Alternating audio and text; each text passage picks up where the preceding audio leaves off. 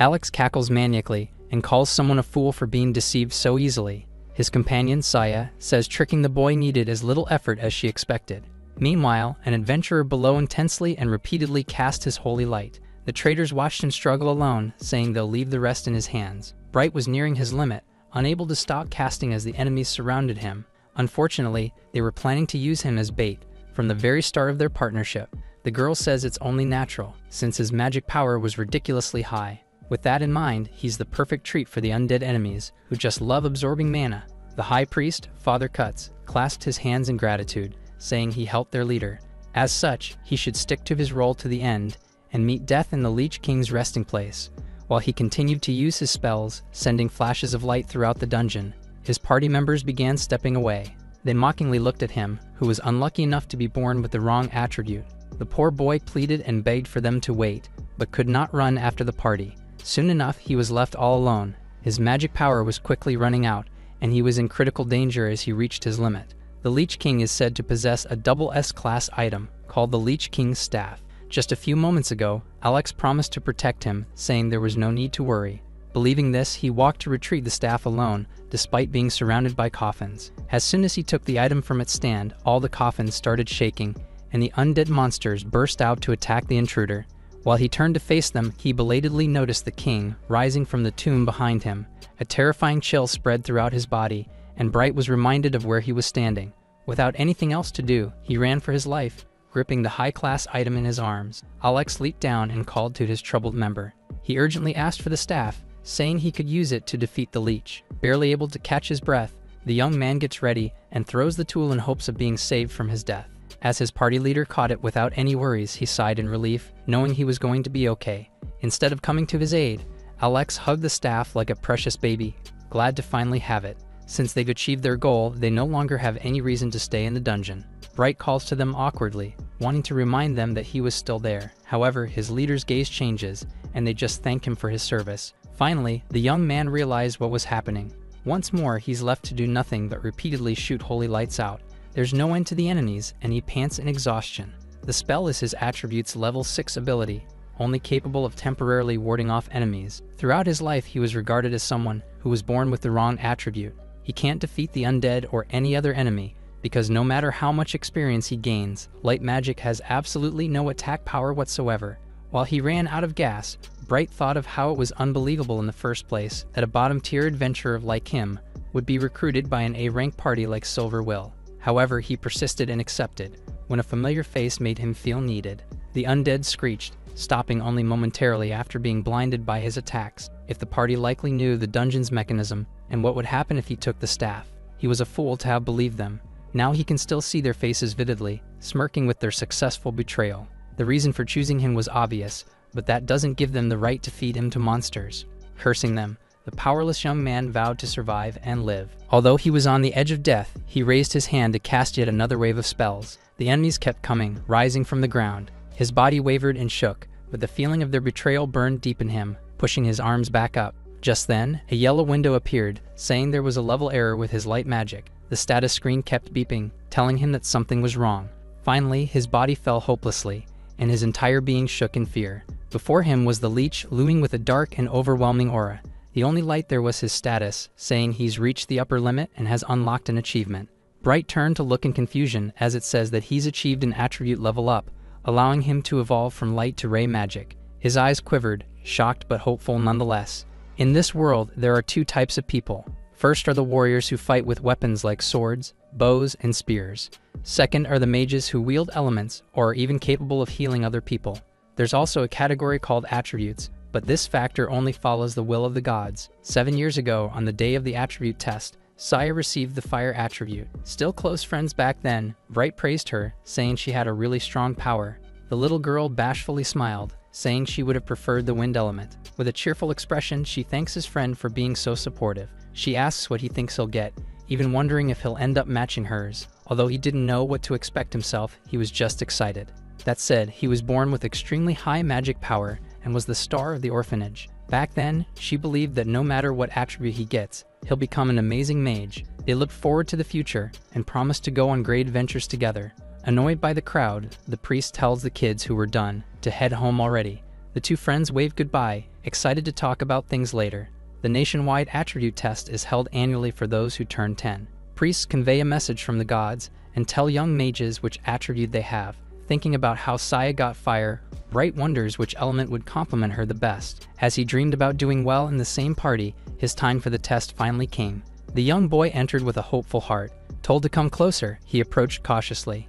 It doesn't take too long for the glass crystal to glow a bright yellow, indicating the light attribute. He froze, unable to accept what he just heard. When the priest quickly calls on the next child, Bright interjects and repeatedly asks if he's really sure, insisting that there must be a mistake. His hopes are crushed again, as the man states that the gods do not make mistakes. The tears finally fall, and he says light is a useless attribute. Instead of being helped, the man sternly glares and asks if he's dissatisfied by the power given to him by gods. He's unable to answer, and just says that he dreams of being an adventurer. However, with light magic that has no offensive power, achieving this dream would be difficult. Even so, the higher beings granted him a special attribute. That's 1 in 1,000.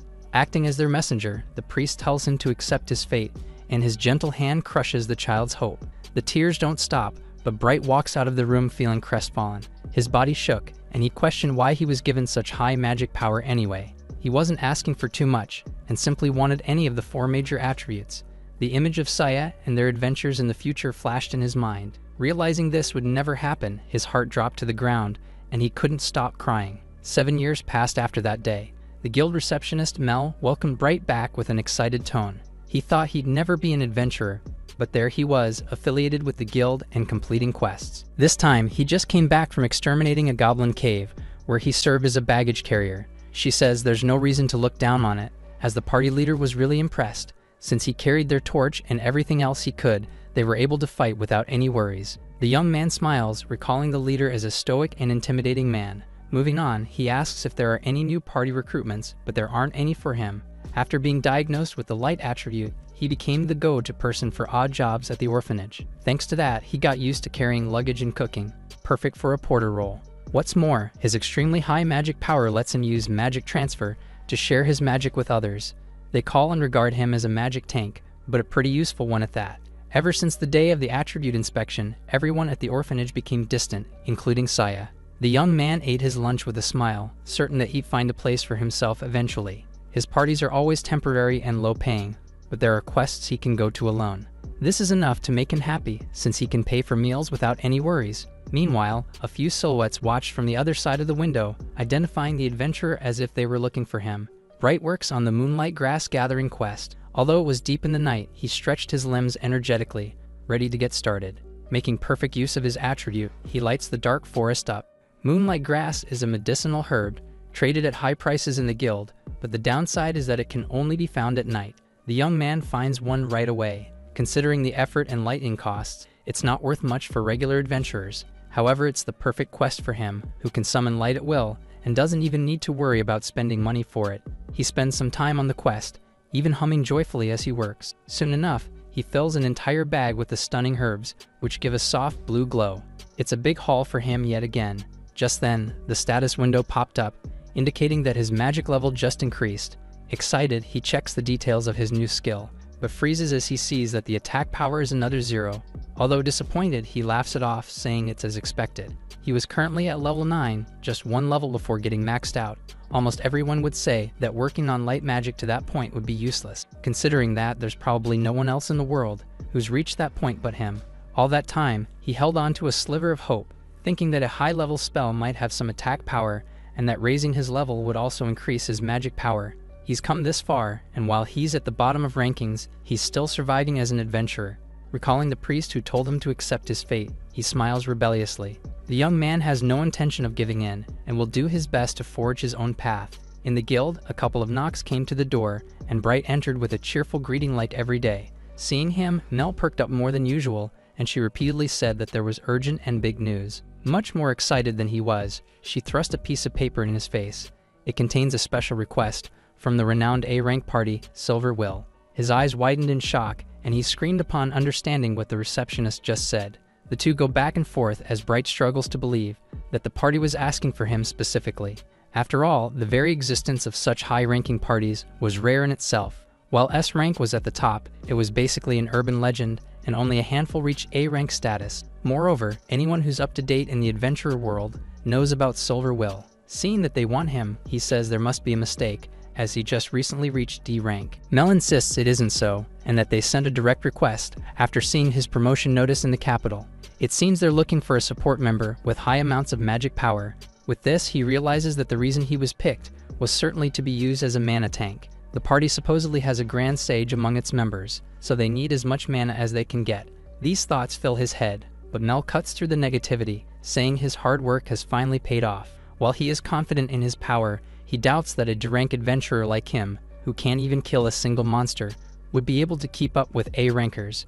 The staff says he was requested, based on how he has the highest survival and completion rate in the guild. Bright thinks about it deeply, already expecting to head deep into high-level dungeons. He isn't a beginner anymore, and knows the dangers of jumping at such offers without considering the risks. The guild door creaked open as he settled on a decision. Everyone's heads turned as a woman walked toward the counter. Hearing that he's going to reject the request, the woman shouted loudly in disbelief. Turning around, Saya jumped into his arms, saying they have to go together at all costs. Shocked as her body was suddenly pressed against his, he asked who she was. This surprises her as well, and she stared in wonder, barely holding her tears in. She hugged him again, saying he's terrible for forgetting about her, after everything they did together. Not comprehending what was happening, he turned to Mel and attempted to clear up any misunderstandings. Not wanting to be misunderstood, Bright looked at the woman and asked who she was. She pulled away with a giggle, saying she was just making a joke. She adds that he hasn't changed at all. He stared at her cute smile and flushed cheeks, which were almost as red as her hair.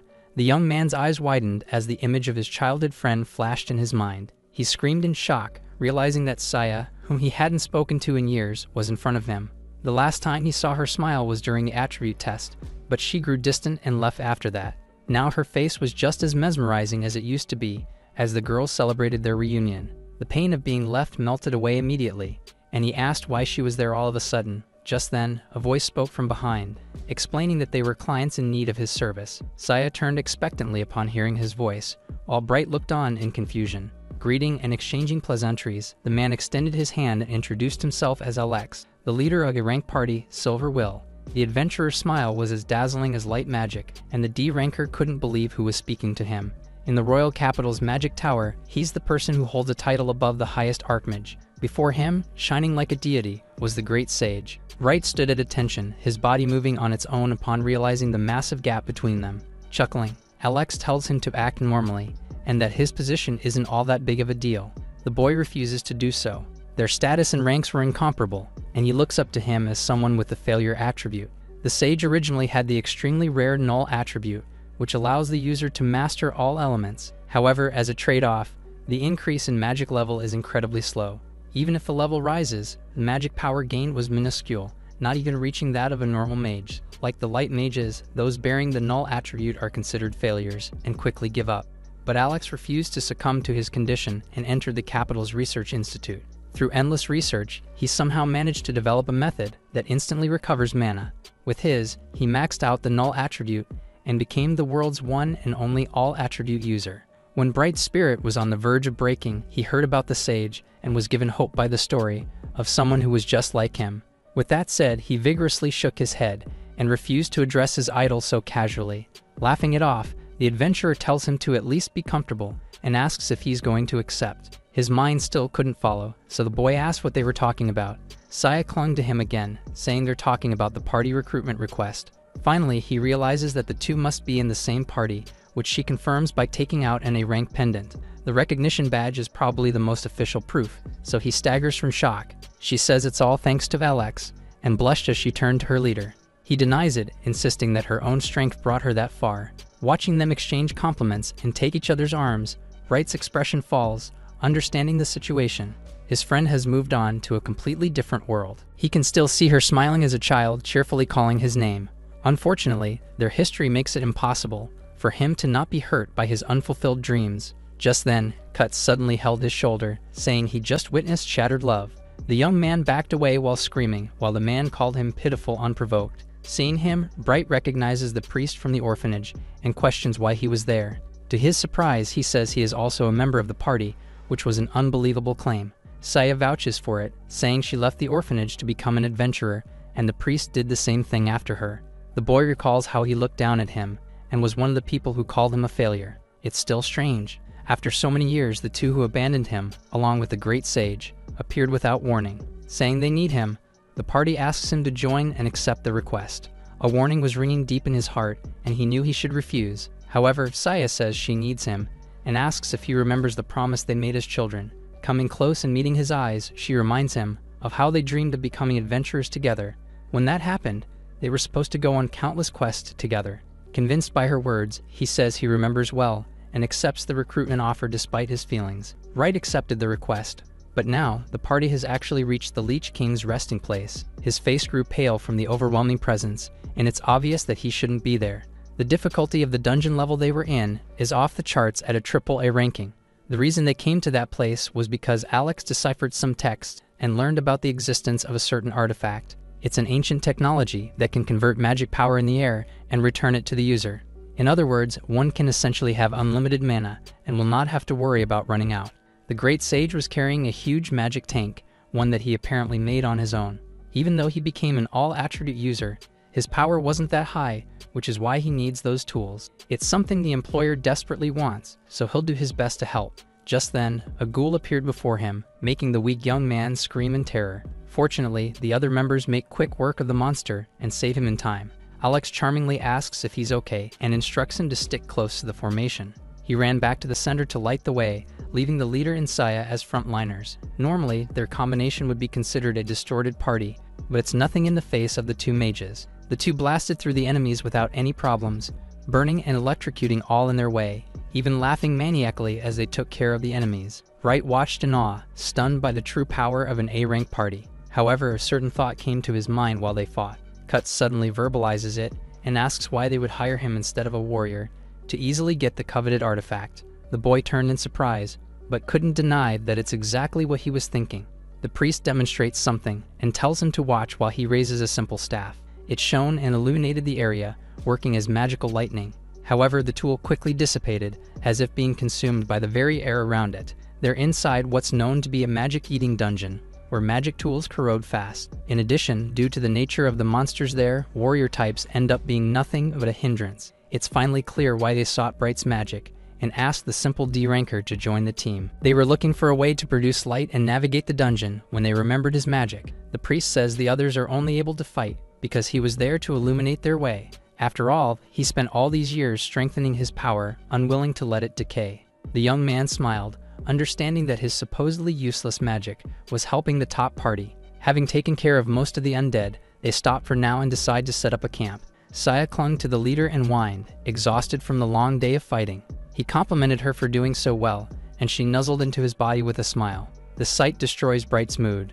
With this, they move on and allow Cuts to cast an intermediate healing spell on them. A green ball of magic rose and enveloped their bodies, taking care of their injuries and fatigue. It's just precautionary healing magic, and since he's already at it, he casts another area-wide spell, rebuking the unclean things around them.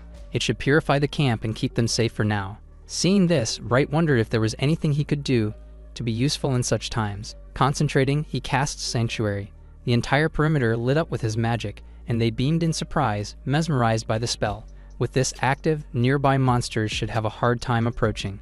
Glad that he's there, they thank him for his contributions to the team, and say they're only able to rest easy because he's there. Hearing this, he's glad he could be of help to Saya, even if it's just a little bit. Alex then worries that maintaining such high-level magic so strongly would make him overexert himself. The boy sheepishly assures him that mana is the only thing he doesn't have to worry about. While he commends the new member, the leader's gaze changes. He's really glad that the light mage was there. After all, the oblivious young man was going to be his sacrificial lamb. A large pot and a couple of skewers were set by the flame, which kept the party's camp warm. The priest and mage slept soundly, with Saya's head comfortably resting on the leader's lap. Meanwhile, Bright scooped some of the stew up and served it to Alex. He took a sip of the delicious meal and couldn't help but commend the young man's skills. Cooking was something he enjoyed quite a lot, so he's glad to hear so much praise for it. He answered brightly, but upon seeing the capable leader caress his childhood friend's head, his expression immediately went solemn. Changing the topic, he notes Alex's huge equipment and says it must be really heavy. The portable magic tank sat there, looking huge enough to actually fit a person. While it's heavy and cumbersome, he laughs and says he's built a lot of muscle from carrying it. The tool is an amazing invention for others, but for him, It was a necessity due to his null attribute. There are limits when using magic transfer, which is the act of sharing one's magic power with others. It's a general skill for mages, but the conversion efficiency is poor, diminishing half of the mana during the process. An item like that would be unnecessary for someone like Bright, who has plenty of magic power. That said, if such equipment became widely available, it would be him who's no longer needed. Alex says there's no need to worry about that, as something like that cannot be mass-produced. With its weight and bulk holding him back, he can't go where he wants to. Asked about his goal, he shares that he wants to reach even greater heights. This stuns and confuses the boy for a moment. The man before him became an A ranker, and the great sage at such a young age. Clarifying his concerns, Alex states that he's aiming for the S rank, which leaves the lowly D ranker speechless. He's the youngest son of a count's family, but the only thing it offers is the name itself. Because of that, he intends to seize honor that outshines the prestige of any family, the S rank title. His expression changes, now filled with burning determination, as he vows to take it with his own hands. Bright was now getting worried with the unexpected demeanor. No matter what, he absolutely needs the Lich King's staff to obtain magic power and fulfill his goal. For that reason, he declares that he's willing to do whatever it takes. Noticing the boy's wary expression, Alex realizes that he's slipped and apologizes. Now back to his smiley and kind expression, he says he got carried away while talking about his dreams. The campfire fizzles out as it's time to add some more fuel. He apologizes again for getting a bit too heated. Taking a look at the magic igniter, Bright gestures to the magic tank and wonders why the artifact wasn't corroding. With a sinister smile, Alex doesn't explain much and just says that it's a special design. While the boy is amazed by the invention, he thanks him for the appreciation and calls the magic tank his precious little partner. The party soon approached the depths of the dungeon, where the number of strong enemies increased. However, it did not matter much to the pair of mages who wreaked havoc throughout their journey. Bright could only look on in awe at how powerful they are, seeping everything away like it was nothing. After a while, the group reached the Lich King's tomb, which was surrounded by countless coffins. At the bottom of the gravestone was a lectern, where the leech staff lay, glowing with power. It's been days since they first entered the dungeon, and the goal they sought was finally in their midst. Contrary to the number of monsters outside, there were none there, but the coffins were basically foreboding a horrific situation. If the ones hiding in them were to wake up all at once, they might not be able to win. Suddenly, they called Bright's name and told the knave boy that it's finally his turn. With a sweet and convincing smile, the leader tells him to retrieve the staff from below. Not expecting the ridiculous order, the young man declines, saying there's no way he could do it. They give him a reassuring gaze and promise to protect his safety with all their strength. As he didn't seem to have a choice, the light mage hesitantly accepted, and only after that will he come to know everything. From the very beginning, Bright had sensed that something was wrong. He gripped the staff tight, but as soon as he lifted it from the stand, the Lich King rose from its tomb. Alex screamed, ordering him to bring the tool there as he could defeat the enemy with it. Believing him like a fool, the young man threw it with all his strength, shooting past the undead. Upon catching it, the sage laughed at the knave adventurer, saying he's too easy to deceive. He bids him goodbye, commending him for serving his purpose well. From their hidden looks alone, Bright knew something was wrong, but chose to ignore the warnings blaring at him. Ridiculed for most of his life, he was happy to finally be told that they needed someone like him. He wanted to adventure with the person he admired and prove to the people who judged them that they were wrong for doing so. Above all, he kept thinking about his time with Saya, who promised to go on adventures with him. Unable to forget it, he clung to the dream that they would explore the world and grow strong together. They did eventually adventure together, but now she was the very person who plotted to betray him. He gritted his teeth, trying to bear the pain in his heart. His light magic continuously flashed, hardly slowing the advance of his enemies down. Was he going to die in a place like that, used and discarded like a pathetic tool? It was ridiculously laughable, although losing count of how many times he cast holy light. He doesn't give up and desperately ran, looking for a way to get out and survive the dungeon. He moved past the undead, pushing them back and clearing the way with his magic. The continuous spells were taking a toll on his body, so the only goal was to escape, before he used his mana reserves up. If he fails to maintain his casting, he'll be devoured to the bone in an instant. The enemies were as unrelenting as he was, and kept closing in on the poor adventurer. Finally, the exit of the resting place was within an achievable distance. He somehow has to make it there by climbing the tall hill and separate himself from the leech completely. Just then, his knees gave out and he started coughing his insides up. His body was a wreck, destroyed from internal damage. Based on his state, he realizes that he's depleted his mana from all the spells he continuously cast. Now he was no longer able to use magic, Unwilling to accept his end, he propped himself up with his shaky limbs. Crawling and clawing up the ledge, he sees a familiar box resting heavily on the ground. It's Alex's magic tank, the very one he carried around to replenish his mana. However, since he obtained the leech staff, there was no longer a need to lug the heavy item around. He dragged himself up the ledge and toward the chest. While the holy light flashes were about to die out, he prayed that there would be even just a bit more magic left inside. Reaching the tool, he wondered how to use it, and if there was a switch somewhere. Desperate, he placed his hand on the tank, begging for something to happen. In an instant, magic surged throughout his entire body, and it was as if his reserves were all filled up again. It's an incredible feeling, enough to give him hope again. However, he notices and questions something odd. Having done it multiple times himself, he recognizes the feeling of magic transfer. Bright was questioning the familiar feeling, but had no time to do so as the undead appeared behind him. With his mana replenished, he's able to cast Holy Light again and keeps the enemies at bay for now. While they're still reeling from the magic, he quickly strapped the tank onto his back, ready to carry it while running. One way or another, he had to move past the enemies and get out of there alive. As soon as he just about reached the exit, the leech watched intently. It glowed with power, and a green wisp of magic sped around the young man. Following the monster's demands, it whisked him out of the cliff and back to the clutches of the undead lord. He fell to the ground, and all his progress he made towards escaping just went up in dust. All he could do was laugh hopelessly. It's a common rule that one must defeat the dungeon boss before leaving its dwelling. As the adventurer raises his head, he sees a dungeon exit on the other side, leading to a staircase. There has to be a way to the exit of the boss room after clearing the challenge. If he could somehow immobilize the leech, he should be able to make a run for it.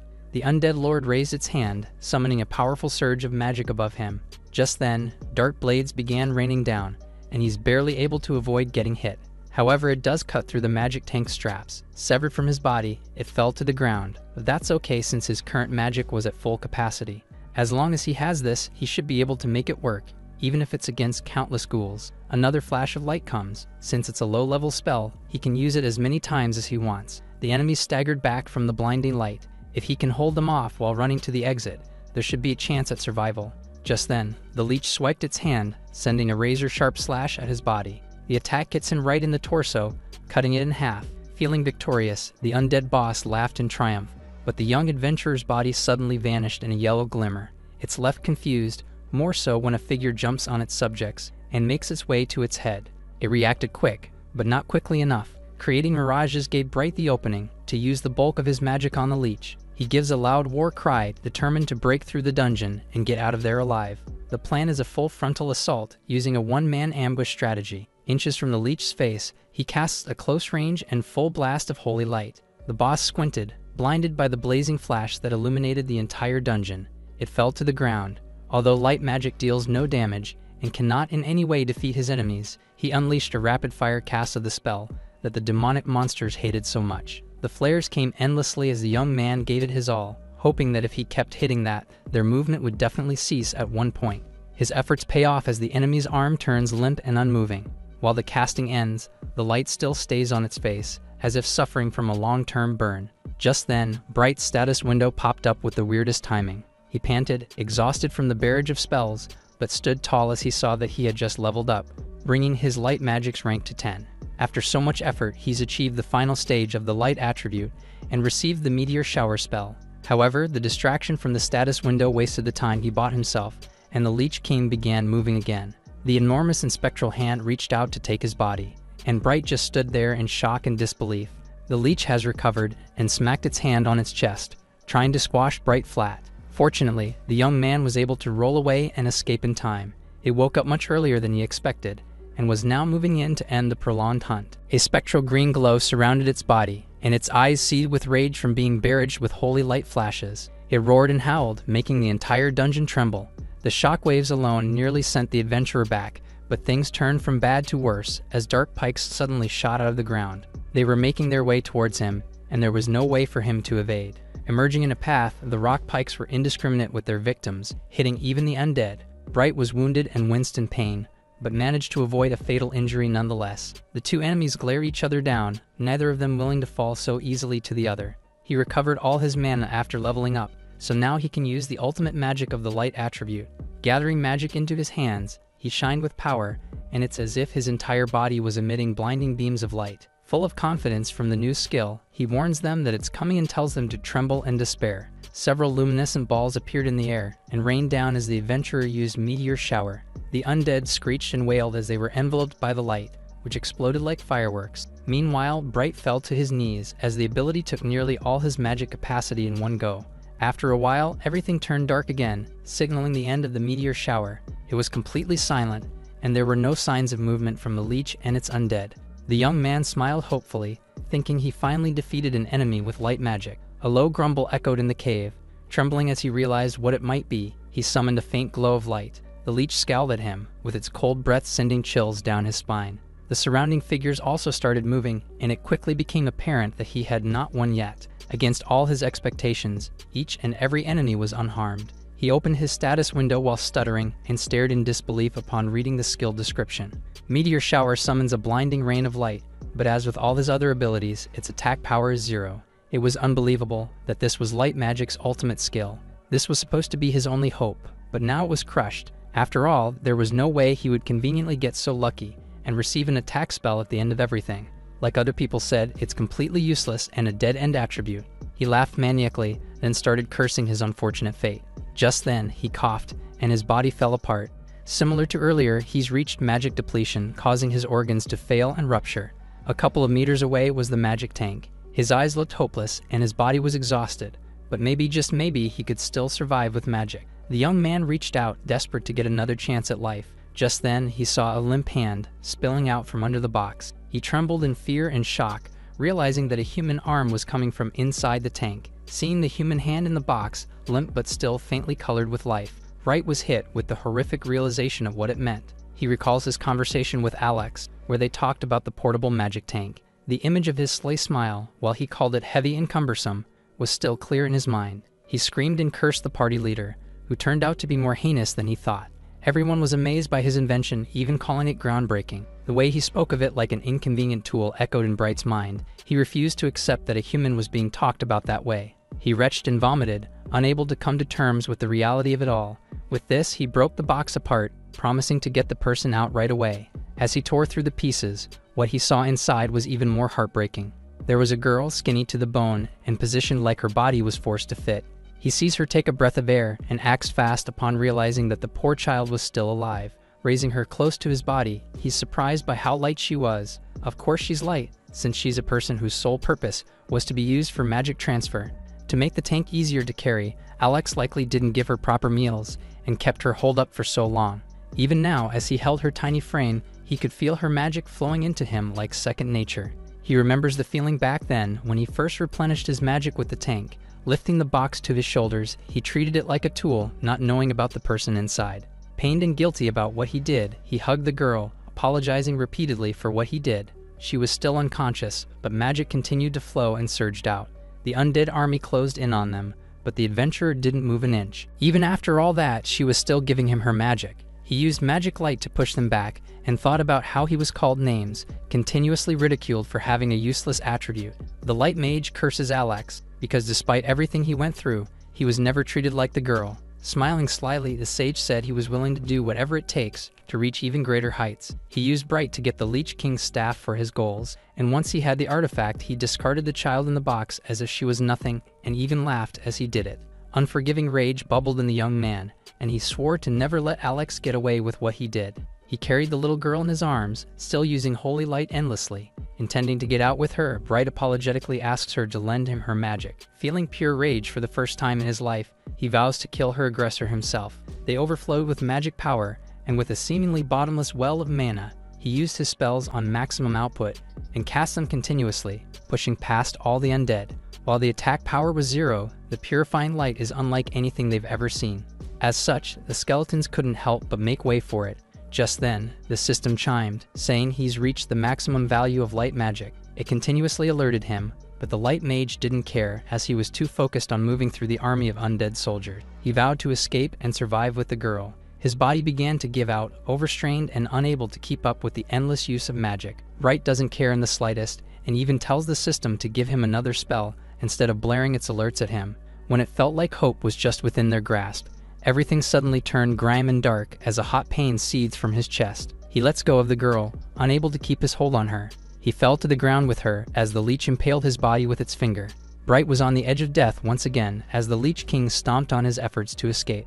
It smiled mockingly and pulled its finger out of his chest. The adventurer was about to fall, but then saw the girl's frail hand on the ground. Driven by pure anger, he gritted his teeth and planted his foot down to push himself up.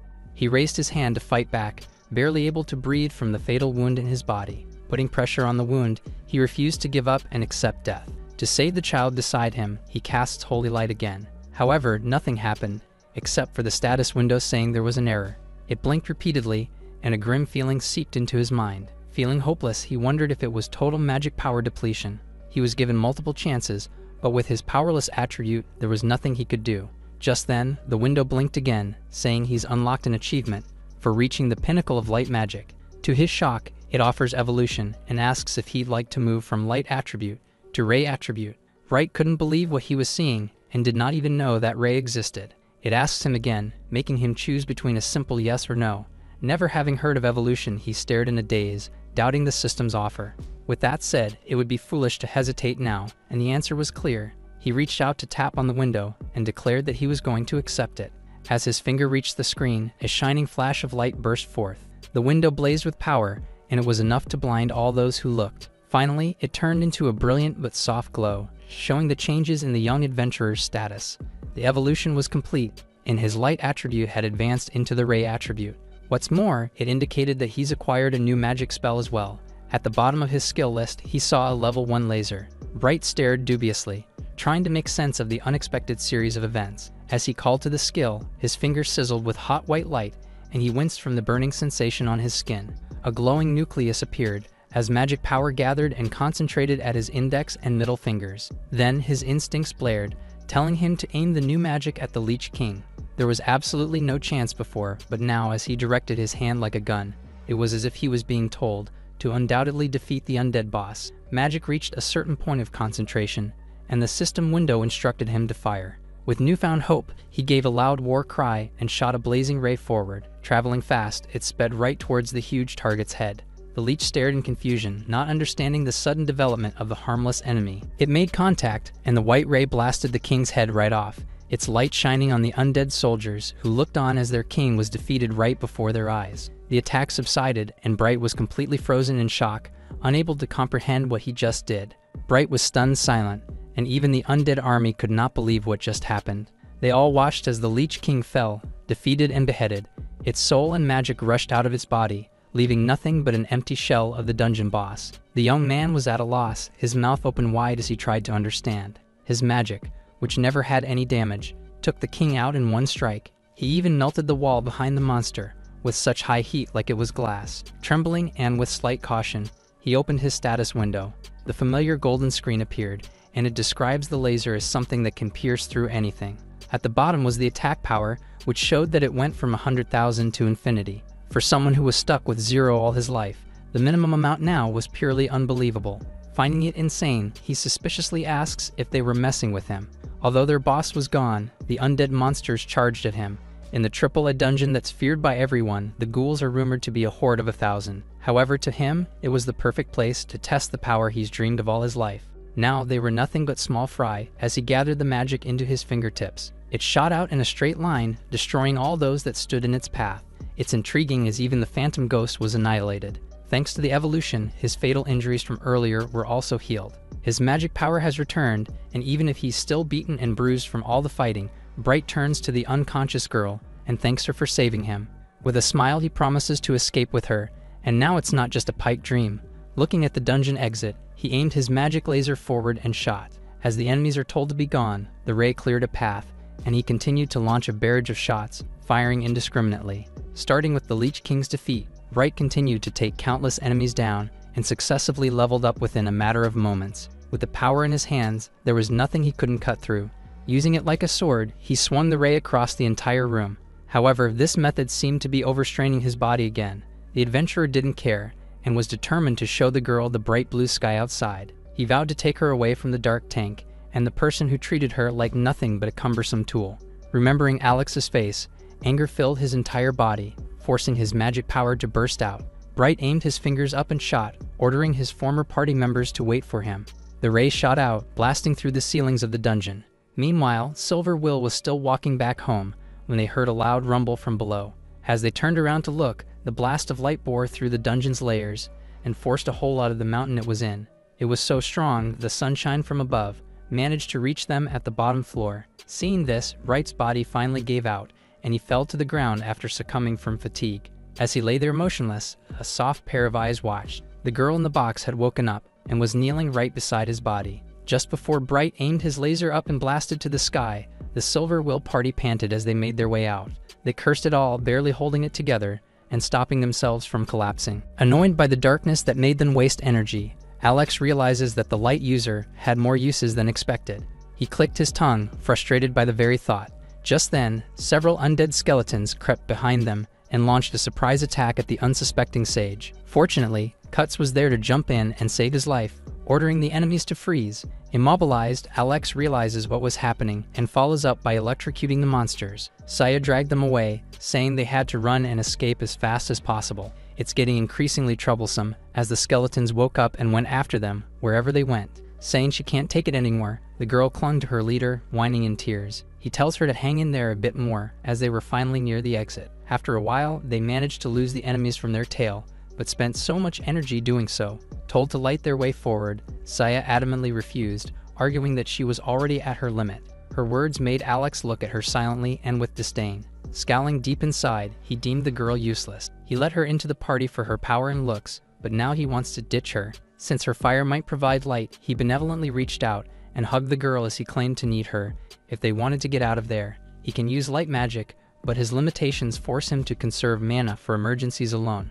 The girl still fights back and insists that he can just use the king's staff, which they worked so hard to get. However, since it was still an unknown artifact, he can't use it until after running examinations. Coming close to her face, the leader asks the girl to bear with it and hang on a little longer. Swallowing her fears and hesitation, Saya used fire magic and summoned a small flame to lead their way. It emitted a pathetic light and lasted for nothing but a few minutes. With all that considered, Alex silently concludes that she's just about due for a replacement.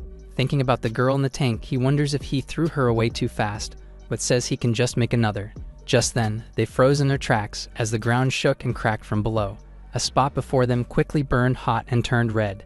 They looked in confusion as the ground bubbled, and while they couldn't explain what was happening, it was fairly clear from the light that slowly beamed out that the correct thing to do was run. However, it was already too late as Bright's laser shot through the ceiling. Despite avoiding direct contact, the residual heat scorched their clothes, igniting everything and causing them to be enveloped in flames. Burning, they urgently rummaged through their bags, looking for water to extinguish the fire. Unable to find any, they settled for any liquid available and drenched themselves as fast as possible. Saya unfortunately douses herself with something that smelled foul, but they hurriedly flailed around, arguing that it's better than burning alive. They eventually managed to stop it, but are left with scorched clothes and sooty bodies. To make things worse, the terrible smell from the mage was still there. In any case, they stared at the huge hole and wondered if it could, by any chance, lead straight to the boss room. They looked up and saw that the sky was also visible, despite there being several layers in the dungeon. Cuts thought about the leech and questioned if it was its magic, but said it shouldn't be that way. The priest then tells Saya to throw a few offerings down, to maybe reach Bright below. She refuses, saying the boy was annoying and useless, even when they were still children. Bringing the serious tone back, Alex says they're in serious trouble if it really was the Leech King's magic. If it devoured light and was still alive, it just means that they were next. Finally, the two realize the gravity of the situation and how bad it was for them. They order Saya to summon light, promising to take care of her if she runs out of magic. The fire mage quickly summons a flame, not wanting to be the boss' next target. With this, they ran as fast as they could, determined to make it out of there alive. Meanwhile, the light from above beamed several floors through the dungeon and shone on a lone body at the deepest parts. Bright's hand, which was unmoving for quite a while, flinched with life. Deep in the Leech King dungeon, the sunlight from outside traveled down and reached Bright's face. As he opened his eyes, he himself doubted the fact that he managed to survive the boss fight. The young man remembers taking a fatal wound to his stomach, which is why he yelled out in desperation, cursing LX as he shot the laser to the sky. He had neither healing magic nor any strength left, so how on earth was he still alive? When he covered his face to think, he noticed his hands, roughly wrapped up in bandages. Eager to see who treated him, he snapped his fingers to summon a bright ball of light. He He winced and grunted as he sat up, still injured although completely covered in bandages. Looking to the side, he sees his tattered and soiled clothes. There was no way Silver will came back to save him, and there were no signs of other parties nearby, so who could have patched him up? Just then, he heard a low thud from behind. He quickly turned around to see him, and to his surprise, the little girl from before was standing and staring weakly. Her skin was pale, her body was immensely thin, and her hair was as white as snow. Bright recognizes her as the girl who was in the mana tank, hooped up in the tight space, and sapped out of her own powers for someone else's use. She reached out and pointed to the ball of light. Snapping out of his trance, he realizes that he was using magic again, and warmly asks if she's the one who patched him up. She silently nodded in affirmation, and he thanked her for saving his life. There was still a lingering scent of potions and medicinal herbs, which she must have used. Touching his body, he notices that he's gained muscles even through the layer of bandages. His evolution must have played a part in his rapid recovery, as it affects one's physical growth and even heals one's body a bit. In contrast, magic level improves based on magic proficiency, so it grows with more use. However, the adventurer level does not increase much, unless you directly defeat enemies. Having taken on an entire boss room alone, Bright curiously opens his status window. To his surprise, his level doubled from the encounter, and was now at level 30. It's undoubtedly the result of defeating the Leech King, while the other undead was just a bonus. For an adventurer, defeating enemies was a natural thing, but he couldn't do it at all, until now at least. The wall, marked with huge gashes and destruction, especially the huge hole boring through the ceiling, proved that this was no longer the case. Just then, the girl sneezed, probably feeling all cold. Worried about his little savior, Bright urgently rummaged around, looking for something to use. All his clothes are soiled, but since it's better than nothing at all, he wraps the warm coat over the poor child's body. She looked up at him curiously, unfamiliar with such kindness. Seeing her confused expression, he remembered something he forgot, and introduced himself to the new friend. Asked for her name, she stayed silent for a while, and he couldn't help but stare at her features. She was stunning, and although her hair was white, her eyes looked like polished obsidian. Her lips cautiously parted, and she introduced herself as Yami. Bright smiled joyfully, saying it was a wonderful name. Despite the compliment, he received no reply again. That said, it's only natural for her to be quiet, as someone who was cramped in the tank for so long. Anger flowed throughout his body upon remembering LX, along with the rest of Silver Will, who ridiculed his useless light attribute. Closing his eyes, he held it in for now. Speaking to Yami, he suggests leaving the dark dungeon and heading to this town for the time being. With hopeful eyes, he says he wants to show her the beautiful world outside. The girl nods. Even if they escape, there is no way he could leave her alone, so he needs money to move forward together. Since they decided to leave, he asks her to wait for just a bit longer, adding that there was something he had to get done first. Since they need money for 2 people now, Bright gets ready to collect all the loot from the battle. Trying to help out, Yami gently took an orb from the ground and studied the item with eyes full of curiosity. Seeing the child's confused face, he explains that those are the cores of the undead. Loot drops when enemies are defeated, and they can bring it back to the guild for money. After all, there's no way Aguni was going to pay him the quest reward, and his equipment was all in tatters. Yami picked a few cores up, gathering them in her hands, and handed them to the young man. Seeing that she wants to help out, he thanks her with a smile. However, her breathing suddenly got ragged, and he noticed her body getting weaker. She loses her strength and falls into his arms, exhausted. Trapped in the tank all this time, her magic power was constantly drained, and yet with her fragile body, she treated his wounds with so much effort. As such, he lays her down and allows the girl to rest, while he goes to gather the loot himself. Her beady eyes looked up at him, seemingly wanting to protest. Understanding, he promises that he won't leave her behind. Although they haven't known each other for a long time, the sight of his back was reassuring enough to allow the little child to rest, cozied up in the warmth of his thick coat. Running around the dungeon, Bright sees a bunch of items on the ground. Taking a closer look, he sees that it's Silver Will's bags, with potions and tools strewn around. Confused, he wonders if they ditched their supplies while running away. Since Yami likely already used their potions and herbs, he checks for anything useful. He rummages through the bags and is delighted to see Saya's spare clothes. It's great news, since there might be something for the young girl to wear. Unfortunately, the fire mage's fashion style is far too inappropriate and ill-fitting for a child. Yami had nothing but undergarments on, so he had to find something for her to put on.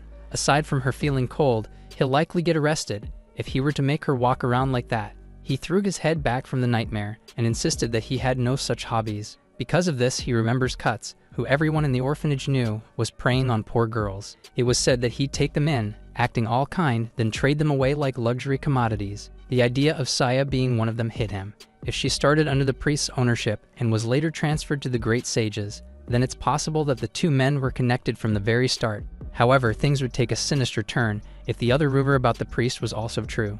It's said that he used to sell the children directly to human traffickers. With the way Alex was treating Yami, it can be assumed that he bought her like a product. He gasps in shock, realizing that she was sold like a living tool from the disgusting priest. Clenching his fist, he seethed with anger, but turned around after regaining composure. His priority for now was to get the two of them safely out of the dungeon. As for the Leech King's loot, they could earn enough to live comfortably for a while. He tells the despicable sage and the priest to wait, as he'll have his revenge soon. For a long while, the adventurer continued to look through the area, picking up whatever drops he might find. Even the leech's ashes were worth a lot, so he had to retrieve everything he possibly could. Lastly, there might be something in the altar that might end up useful. Clearing the surface, he pushed it open and was surprised to see what was hiding inside. Reaching in, he takes a large piece of cloth out. It isn't the leech's robe, since that turned to ash when it died, so the thing in his hand might be a burial shroud. Looking at it, he gets an idea. While he took his time working on that, the light shined down on the resting girl, but her slumber was interrupted as Bright loudly called her name and woke her up. Opening her tired eyes, she rubbed them clean as he apologized and said that it was time to go home. With a huge grin on his face, he reveals a beautiful robe and tells her to put the cloth on. Being pretty dexterous and skilled in sewing, he made it from the Leech King's shroud. It looked perfect on the little girl. She's surprised by his reaction and twirled around to show it off, seeming to be happy with the item. Moving on, he called to her and reached his hand out. While it was a harmless gesture for him, her traumatic experiences kicked in, and she's reminded of the men who reached out and did heinous things to her. She closed her eyes, expecting the worst, but also already accepting it. However, all that came was a warm touch, patting her head in affirmation. She looked up in surprise, experiencing for the first time the joys of a tender and caring touch. Staring at her with his big eyes, Wright invited the little girl to leave the dungeon together. Finally, Yami smiled genuinely, loving the idea of being with him for a change. Bright carries the sleeping Yami on his back while he walks through the dark dungeon. He remembers how he told the little one to hop on his back. Now that he is actually carrying her, he realizes how heavy she is. He thanks his luck that he goes stronger because of leveling up. He reminds himself that he is used to carrying things as an errand boy. He looks at her face and thinks she is lighter than the things he usually carries. He also notices that she is far lighter than anyone in the orphanage. He remembers Alex telling him that she was heavy and cumbersome to him. He deduces that he intentionally lightened Yami up. The thought makes Bright voice out that Alex is a bastard. Yami wakes up because of it, so he apologizes. The little girl asks if he is okay, and he answers with a smile that he is fine. He reminds the girl that he is level 30 now, so she does not need to worry about him. He tells her to look ahead, and he shows her that they are almost at the light at the end of the tunnel. He comes out, and his eyes can see the peaceful sight of the blue sky and the birds flying. They bask in the light of the sun. Bright laughs in relief, and Yami copies the sound he is making. He takes in the scenery around him. He puts Yami down and asks how the grass feels on her feet. The girl tells him that it feels soft. She smiles as she absorbs its comfort. He reminds the girl that the world is not just confined to a small and dark tank. The girl takes in the sights and how the world can feel beautiful again. Wright is teary-eyed as he takes a deep breath. He shouts out with his hands in the air that he is back. The little girl observes him and then looks at her hands. Wright wonders what she is thinking. She then raises her hand and acts like she is yelling out. It makes Bright laugh. He remembers how close to death they were in the dungeon, despite being trapped in a box. He thinks about Alex and how they did not lose to him. He yells out to the heavens while Yami continues to copy what he is doing. Wright narrates how he had no idea how evil Alex and Cuts are. He says that despite how happy he is now, there are still conspiracies that they have no idea are happening. Meanwhile, in Church Town, the people whisper with discomfort about something passing by. It is revealed that Cuts is driving a horse carriage with barely any clothes on him. The priest is trying to act calm despite knowing how he looks to the crowd. Saya and Alex are inside the carriage, with their clothes torn off too. They are uncomfortable with the way everyone keeps staring at them. Saya screams out that her appearance now means she can never be married. Secretly, Alex is annoyed and wants to shut her up. He worries that they barely have any supplies and food left. He orders Cuts to stop somewhere. Alex tells Cuts that they need to rob someone for housing, clothes, and money. Cuts objects to it. He says that guards are nearby and they can't afford to be caught. Alex asks Saya if she needs to wash up. Saya is conscious that she smells bad but is still hesitant to talk to someone. Alex tries to convince them that a lot of people will go out of their way to help their party. Saya voices out that no one will believe they are Silver Will with their clothes. Alex insists that they kill someone to take what they need. Cuts aggressively objects, citing that they would tarnish their party name if they did that. Alex gives in and settles to return to the guild for their funds and supplies stored there. Cuts is relieved that he changed his mind since he fears being caught and endangering any future business prospects. Alex thinks about how judgmental Cuts is when he commits so many crimes himself. Alex looks at his hand. He ponders why his magic has not yet returned. It leads him to thoughts on how Yami must have died already. He feels like it was a waste to leave her behind. She remembers how small and light she was to carry, as well as how she had overwhelming magical power. He thinks about his new Leech King's staff. He remembers the powerful light and how the staff protected him from any damage from it. He ponders what the stuff is made of and if it is cursed. He decides to investigate the staff once he returns to the capital. He also plans to make another tank if he can't use the staff. He sighs at this idea since the magic tank has too many limitations. He thinks about the trouble of needing to find a light and small person with high magic power to stuff inside the tank. He hates how test subjects he amputated in the past to make the tank lighter died. His eyes get determined. He orders Cuts to get him a child with a high magical power of light or shadow once they are back. Cuts says that what he is asking for is rare.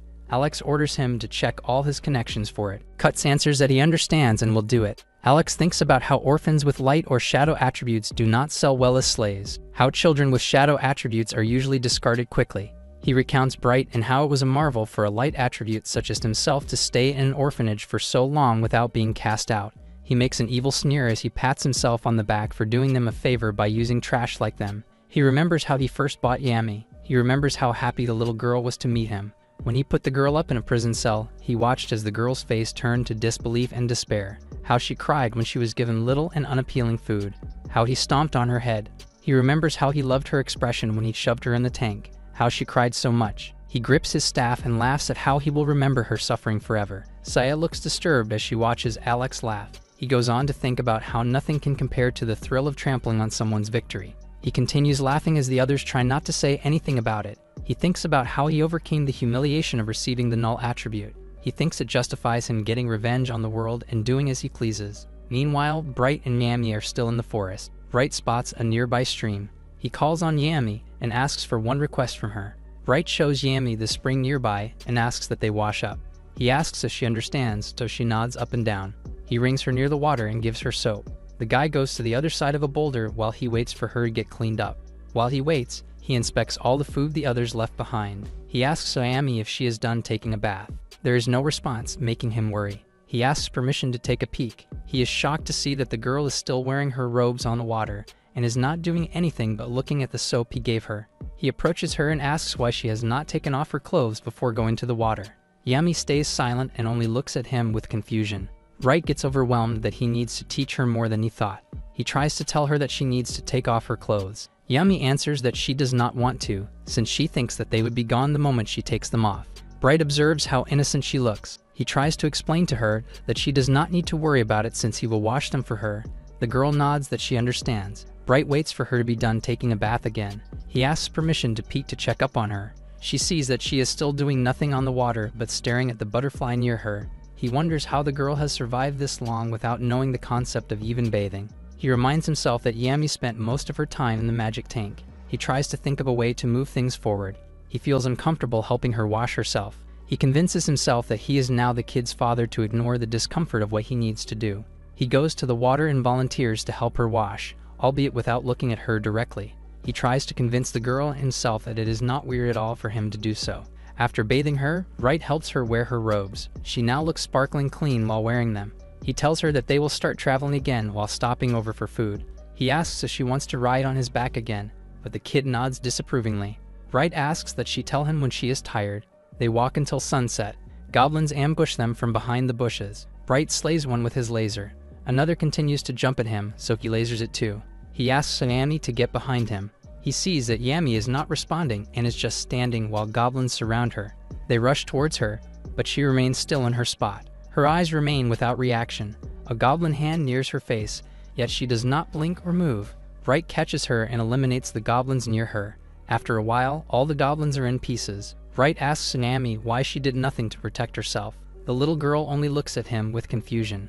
Then her stomach growls. Bright sighs and forgets about it. He asks Yanni to stand behind the rocks while he prepares their meal. He wonders if the girl completely lacks survival instincts. He can't imagine what kind of life she must have had. It is nighttime and Bright and Yanni are getting their food ready by the campfire. The stew shimmers in the pot. Bright notices Yami smelling its aroma. He tells her that it is called stew. He explains that he used the ingredients found around the forest to make it. He points to the stew and teaches her the names of its individual components. He boasts about the 5 herbs and jerky they have to add to it. He gets the ladle and gives a cup of stew to Yami. He advises her to be careful with the heat. He shows her what to do by blowing his own spoon. She copies his spoon blowing. Then she puts the spoon in her mouth. He asks her if she likes it. Her face shows overwhelming happiness. He loves how much she likes it and tells her to take her time. Later on, Bright asks if he can ask more about her to learn things about her. She nods with approval. He asks how old she is. She answers that she does not know. He asks her family name, but again she does not know. He asks if she can use magic, but still she does not know. He asks her where she lives so he can take her back there. Yami thinks about her answer. She says she lives in the Magic Tower, so the man says that he meant where she lived before Alex took her there. Yai answers that she does not know. She remembers the day Alex told her that she was his family. She answers that Alex told her that the Magic Tower was her home. Bright voices out how wrong this is. He can't bear to think what happened to her in the tower. He remembers how Yami did not move when she was attacked by the goblins, and he came to realize that she grew up in a place where she was taught not to value her life. He closes his eyes and thinks deeply about his anger at Alex. He opens his eyes as he feels something. He notices that Yami has fallen asleep with her head leaning on his shoulder. He observes how peaceful she looks and smiles. He takes away the cup of stew from her hand and lays her head on his knee. Tears come out of his eyes, so he wipes them off. He promises never to forgive Alex, and that he will avenge Yami. He reviews how Alex used him as a scapegoat, locked Yami in a tank, and then discarded her when she was no longer useful. He thinks about killing the evil man. He pats Yami on the head and thinks about what will happen to her if he gets arrested for killing Alex. He imagines that she will get sold off again with no knowledge to survive. She imagines her having a terrible life, even if she ends up in an orphanage. He swears to never let that happen. He plans to only hurt Alex to a point and take advantage of the man's pride that he would never tell a soul that he got beaten up by an orphan with a failure of an attribute like him. He lights his finger with his laser, preparing for Alex to come hunting for him. He tries to move Yami. The little girl's hand moves to his. She pinches his finger. He promises to never leave her alone and that he will always protect her. Cuts is in the town guild and is frustrated that Mel, the receptionist, won't let him withdraw some money without identification. Everyone is looking at Cuts for how aggressive he is being. Mel reminds him that she needs his identification tag, so Cuts tells her that his tag got burned during a quest. She asks him to fill out a form to process a new tag. Cuts is getting frustrated and yells out that he has no money on him and has no time for these types of paperwork. He declares that he is the priest from the esteemed Silver Will party. Mel cringes since he looks more like a pervert with his tattered clothes. Mel thinks about reporting him. She nears her finger to the hidden security button under her table. Before she can press it, Cuts tries to remind her that she came to the guild 4 days ago with Alex. Mel remembers her introducing Bright to Alex. Cuts sees that she is recalling the events and reminds her that he was there. The receptionist tells him that she did not recall that he was there. She tells him that who she recalls is Bright. She tells him about how Bright is trusted by the guild and that she will accept money withdrawal if the young man vouches for him. Cuts slams his fist on the table and tells her that Bright is already dead. Mel gets silenced by the news. She frantically asks him what he means. Cuts elaborates that Bright is dead at the hands of the Leech King. Mel gets silenced again. Cuts takes the renewal papers from her. He writes over it and submits it to her. As he leaves, Mel asks more questions about Bright that the priest ignores. Cuts shuts the door on the way out without saying a word to her. He returns to the party horse carriage. There, Alex is frustrated to hear that Cuts could not withdraw any money. The priest explains that it is because all their identification tags got burned in the quest. He advised that they should just return to the capital directly. Both Alex and Sayer reject the idea because of their tattered clothes. Cuts voices that the situation would have been different if Bright were still around. Intrigued, Alex asks what he means. The priest replies that the guild told him that they would have approved their money withdrawal if Bright had vouched for them. Alex asks if he told them that he is with the great sage. Cuts replies that he did, but that the guild still values Bright's name more. Alex slams the carriage wall in anger. He feels humiliated to hear that a low attribute like Right is more important than him in Church Town. Saya can see how tense he looks. Alex orders Cuts to sell the horse. The priest reminds him that the market rate for the horse won't be high since the day is already late. Alex replies that it does not matter as long as it can lead them to stay at a cheap inn. He believes that once he cleans himself up, the guild will surely change their attitude toward them. He swears that if they don't, he will force the guild to comply with him. Meanwhile, Bright and Yami already have Churchtown in their view. Bright proudly tells Yami that the town is where he lives. Meanwhile, the members of Silver will look miserable while walking the streets of the town in their tattered clothes. Bright and Yami are near the gate of the town. Bright is excited just seeing it again. His near-death experience and the evolution of his power make him feel like he has not come back for a long time, despite it only being a few days. He closes his eyes and makes a fist in reaction to feeling blessed. He tells Yami that they are about to enter the city. He warns her that there will be a lot of people but assures her that there is no need to be scared. Yami holds his hand. The man gets shocked, but it also makes him feel at peace. He looks at the child's face and wishes more than anything to protect her. The two guards on the post of the gate are shocked to see Bright approaching. They yell out his name the moment he gets close to them. They ask how he is alive. Bright has no idea what they are talking about and just assures them that they are looking at him right now. Both guards are happy and teary-eyed to see him. They ask him to hurry to the guild. Bright looks at them with confusion but agrees to it. At the guild, people are gathered around a table with scattered flowers and a framed picture of Bright at the center. A priest preaches and Mel approaches the table. She looks like she is in deep and sad thought while she stares at the table. The teary-eyed person next to her reminds her that she needs to start the wake. Mel cries as she tries to start talking. He suddenly breaks down and yells out how she blames herself for recommending the request that got him killed. She tells Bright that he is an idiot for dying. Bright comes in through the front door and asks if they are holding a bad-mouthing contest for him. Everyone is shocked to see him. Mel, most of all. She rushes towards him with relieved tears. Later on, Mel recounts to Bright that a person with barely any clothes told her that he died. Mel is angry now that she thinks the guy who claimed to be a Silver Will member was lying. Not wanting to complicate things, Bright tells her that he just got separated from the party. Mel is so angry she plans to cancel the reissue process the lying man requested. Bright asks Mel if she knows any good tool shops. He says he wants to sell the monster drop items he got, but he is not sure where to go. He says he needs the money to take care of the little one he has beside him. Mel tries to talk to Yami and asks about how she got lost in the forest. Bright feels guilty that he needed to lie to Mel about how he found Yami. Mel thinks about which tool shop to recommend. Other people in the guild recommend the one in the back alley, something that Mel thinks is the right choice too. She tells Bright that the shopkeeper there is weird but pays more than the others. She also warns him not to judge how the store looks from the outside. Bright and Yami start their walk to the recommended tool shop.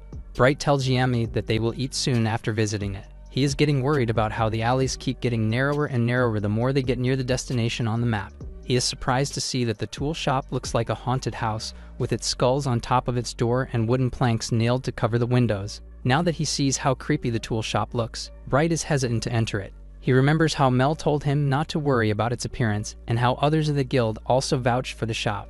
Ultimately, he decides he will go through with it because he desperately needs the money. He slowly opens the door and asks if anybody is inside. The owner inside is a hooded figure smoking a long pipe. They ask how long he will wait until he decides to come in. The nervous Bright opens the door all the way to come in. He and Yami approach the owner at the counter. He looks around and is still disturbed by how dark the place looks. He, however, sees that the items on display seem normal. He looks at the owner again, and he can't guess if they are a man or a woman. Bright places his items on the counter. He opens his bag to reveal many dropped items. He takes out the sights he thinks will sell. The owner inspects the value of the sights. They suddenly drop their pipe. They stand up in shock and demand to know where he got these items from. Bright tells them that he got it from the Leech King's resting place. The owner demands to know if he is telling the truth. They ask what his attribute is to confirm if he really did defeat the Leech King. Bright answers that his attribute is light. The owner belly laughs. They think that he is making a joke, annoying Bright. They accuse him of lying and say that he can't take them for a fool. They want to appraise his items to see if he is telling the truth. Bright tells them that an A-rank party brought him along when they defeated the Leech King. She asks why an A-rank party would bring along a light attribute user. He answers that they needed him as a mana tank. They ask if he is the one they call Bright. Bright is disappointed to hear that they know about him as a parasite adventurer. The owner then asks if he has the Leech King's robe. Bright is about to tell them about it, but the owner suddenly shouts. They see Yami touching their skull display and tell her not to touch it. They then notice that Yami's clothes seem off. They grab a part of the robe to look closely at it. Bright tells them that he made the Leech King's robe into her clothing. The owner calmly believes him. They ask that Bright wait while they appraise the items. Bright asks them about the Leech King's robe. They answer that the robe functions as a magic amplifier when the Leech staff functions as a magic emitter. The owner shows him 11 pieces of gold coins. They tell him that the actual value was 10 gold coins and 95 silver coins, but that they are giving him a bonus. Bright gets overwhelmed by the sight of so much money. The owner tells him that they did it because good items deserve a proper price. Bright thanks them as he picks the coins up. Bright is happy to tell Yami that they can eat a lot with the money. The owner asks him if he has more Leech King drop items. Bright answers that he doesn't and then leaves. The owner grasps their pipe and continues smoking. They remove their hood to reveal that she is an elven woman. She swears not to let Bright off easily. Bright and Yami go to the Food Street district. Bright looks at his purse of coins while he walks. He can't let go of the fact that he has never had so much money in his hand before. Yet he is conscious of how many more drop items he can sell in the heavy bag he is carrying. He asks Yami what she wants to eat. The little girl looks around. He finds a bakery filled with bread. Her eyes widen at the possibility of eating some. She looks a different way and spots a store filled with donuts. She spots another filled with burgers and hot dogs. Her mouth waters at everything she sees. He tells the girl that they can eat whatever she wants with the money they have.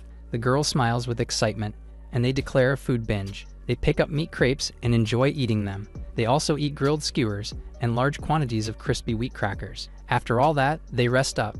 Bright feels like he is in heaven for eating so many yet not even spending a fraction of the money he got. He feels glad that Mel recommended him to the store. He remembers the store owner asking him if he had more Leech King drop items. He reviews that he still got the Leech King's core, its grimoire, its ashes, its dagger, and some leftovers from Yami's robe. He sees Yami looking at him. He asks her what is wrong. She points at another bread store. She tells him that it smells good.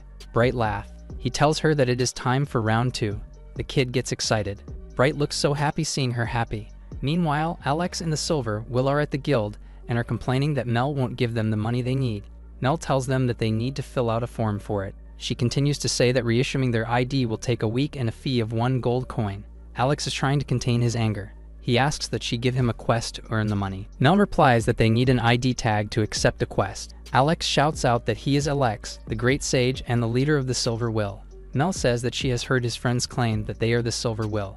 Alex assures her that they are who they say they are. Mel asks for proof by asking where Bright is. Alex tells her that he is dead. Mel looks at him angrily. The others on the guild floor snicker at his claim. Alex feels conscious that everyone is laughing at him. Mel reminds him that punishing a false report is a punishable crime. Meanwhile, Bright is already near the guild building and can hear the loud argument even from outside. Alex grabs Mel's hand out of frustration and insists that Bright is dead. Someone touches the mage's shoulder from behind and demands that he let go of Mel. This mystery person asks why he is claiming that he is dead. Alex is shocked to hear the familiar voice talking to him. Saya and Cuts also look like they have seen a ghost. As Alex fears, he sees that Bright is the one who is behind him. Everyone at the guild is happy to see Bright. The Silver Will members, on the other hand, look at him with fear. Alex in particular can't believe he is alive. Bright tells Alex with a sarcastic shriek that he has returned from the grave. Alex slaps his arm away from his shoulder and backs away from him. The mage asks how he survived. He yells out that he left him in the boss room. Cuts stops him from saying more and reminds him that they will be punished if anyone finds out they left him to die. They look and see that Mel and the others have not absorbed what the mage is trying to say. Alex is frustrated that he is forced to stay quiet. Bright asks why he suddenly has gone silent. He says that he will hear out anything they have to say with his partner. Yami walks in, shocking Alex. While Alex and Cuts are horrified, Saya is left wondering who the kid is. Yami goes to Mel and gives her a lot of desserts. Mel looks happy as she receives the box from her. Age lasts. He is happy to see that he used Yami's endless magic supply to survive. He asks if his mana tank worked wonders for him, as if to say that they are the same in using Yami. Bright looks at him with calm disdain. He remembers his promise to spare Alex's life so that he can continue protecting Yami. Alex demands that he return Yami to him, making Bright change his mind about his promise. Alex goes on to say that she needs to return to him so that she does not start to gain her humanity back. Yami can tell that Bright's rage is building within him. Alex then continues that tools like Yami do not need humanity. Bright remembers Yami holding his hand and smiling happily. The buildup of rage within Bright is at a fever pitch. The people start feeling the telling of the ground. Bright asks Mel to take care of Yami while he deals with Alex. Mel asks the little girl to come with her to the other side of the counter. Bright looks at Alex with anger. The mage thinks that his attempt to scare him is a bluff. Bright focuses light energy on his right hand and points this entry toward the Silver Will members. Everyone gets tensed up by Bright's light. Alex tells him that there is nothing a light attribute can do to him. Bright warns him that he is no longer a light attribute and that he will never forgive him. Alex is merely smiling at his attempt to act scary. Bright yells for him to take his account. He shoots his laser. Alex is shocked to see it. Bright's powerful laser pierces a hole through the guild wall. People outside panic as they see the awesome light. Mel and the other people inside are also as shocked. Alex is revealed to have kneeled to avoid the beam. He shouts at Bright, trying to attack him, without realizing that he is now partially bald. Mel and the others snicker at his new look. Saya cries at seeing it. Alex touches his bald spot and realizes what happened. Bright sarcastically tells him that he missed. Saya yells at Bright and wishes that the Leech King just killed him. She yells out that he is trash. Bright comments on how his old friend has no remorse for him. He gives Alex a chance to apologize to him and Yami, but the mage insists that he does not have to. Alex says that they should be grateful that he made use of trash like them. Bright judges that it is hopeless. Cuts butts in to tell Bright that he offered a prayer for his sake. Bright replies that nobody asked him. He collects light energy on his fingers again and points it at the trio of villains. The trio join their powers to create a magic barrier. Alex warns Bright that his magic has no chance of breaking an A-rank party's barrier with a defense of more than 3,000. Bright shoots his beam and shatters the barrier into pieces. The trio races for the light to hit them. They catch fire and they all roll on the floor to put it out. Bright sighs at Alex's claim that their barrier has a defense of over 3,000. He tells them that his laser's power is 100,000. Alex tries to crawl away from him. Bright grabs his head and slams it on the floor. Alex warns him that he won't get away with this. Bright thinks about the mage's habit of trampling and mocking people. He grabs him by the collar and punches him. He turns to Cuts and Saya and tells them that they are next. Nell suddenly splashes a bucket of water on Bright to calm him down. Bright looks at her with a calm temperament. Mel then orders the other guild members to restrain the three and hand them over to the guards. Men grab the members of Silver Will despite their struggle. Bright and Mel watch as the men drag the three out of the building. Bright regrets being unable to beat them down until they admit their crime. Yami approaches him and asks if he is okay. Bright smiles and assures her that it is over. He looks at Yami and his anger disappears. He tries to hold her hand. Someone grabs his arm before he can. It is Mel, and she tells Bright that he is under arrest too. Men grab the confused Bright from behind. 5 days later, the two huge holes Bright made in the guild wall are still there. Bright lays his head on a table out of exhaustion. Yami tells him that he looks tired. In his weak state, he asks Yami if she has put on some weight. The little girl bonks him on the head. She tells him to be careful with his words. Bright remembers attacking Alex and letting his anger get the better of him. He looks at the holes in the wall. He tells the audience that he was reprimanded by the guards. He remembers apologizing to the angry guard for being so careless. He recalls writing so much paperwork and reports about it, to the point that his hand is throbbing. The guards considered what Alex and the others did to him, so he was let go easy. He looks at the holes and how it will cost him 38 gold coins. He thanks his dropped loot that he managed to pay for it, while still having some on him. Mel serves him and Yami their lunch. She sits with them. Bright thanks her for looking after Yami for him. Mel hands him papers that she says he needs to submit. Bright reads that it is a registration form to be Yami's guardian. She says that she searched through the missing people register, only to find nothing about Yami. Bright realizes that he has not told Mel the truth about Yami yet. Mel says she also looked through the slave register, but also found nothing. Bright thinks about how slaves are luxury goods. She realized that Cuts must not have registered the girl as a slave. He finds it troubling that Yami must not officially exist. Mel suggests the orphanage, but Bright objects to it being an option for her. Mel tells him it is okay since Yami likes him a lot. She says that Yami kept looking through the window, searching for him every day. Bright looks at Yami, who looks happy after eating her meal. He offers to give her his plate too. Mel suggests that since he found her during a quest, they should register him as her guardian. Bright thinks of the possibility. Mel asks him what he thinks. He recalls how Yami gave him hope and power at the moment he thought everything was lost. He remembers when the kid slept on his lap and held his hand, and how she was the first person that made him feel like he wanted to protect someone. He asks Yami if she wants to go on an adventure with him. She answers that she loves it too. Bright says it is settled. Later, Mel gives Yami her own identification tag, having one put sparkles in the kid's eyes. Bright thinks about how her attribute of darkness is even more misunderstood than his light. Bright and Yami hold each other's hands and are excited about the happy adventures they will have. They exit the city hand in hand together. A few months later, at the Magic Tower, inside one of its rooms is a dark lab with a corpse in it. Alex is in the darkness, letting his anger for Bright fester. The Leech King's staff is at his table. He swears that he will have his revenge. Bright is surprised that Mel informs him that someone requested him for a quest, and that he is now a C-rank adventurer. He has hesitations about taking the request since the last one did not go so well for him. He remembers the time when Mel was also excited for him because he had a request, only for Alex to betray him on that quest. Nell tells him that it is different this time because it is a trading company that wants to hire him this time. She tells him that it is only natural that a trading company would like to hire him since he is now known for being a skilled adventurer with a Ray attribute.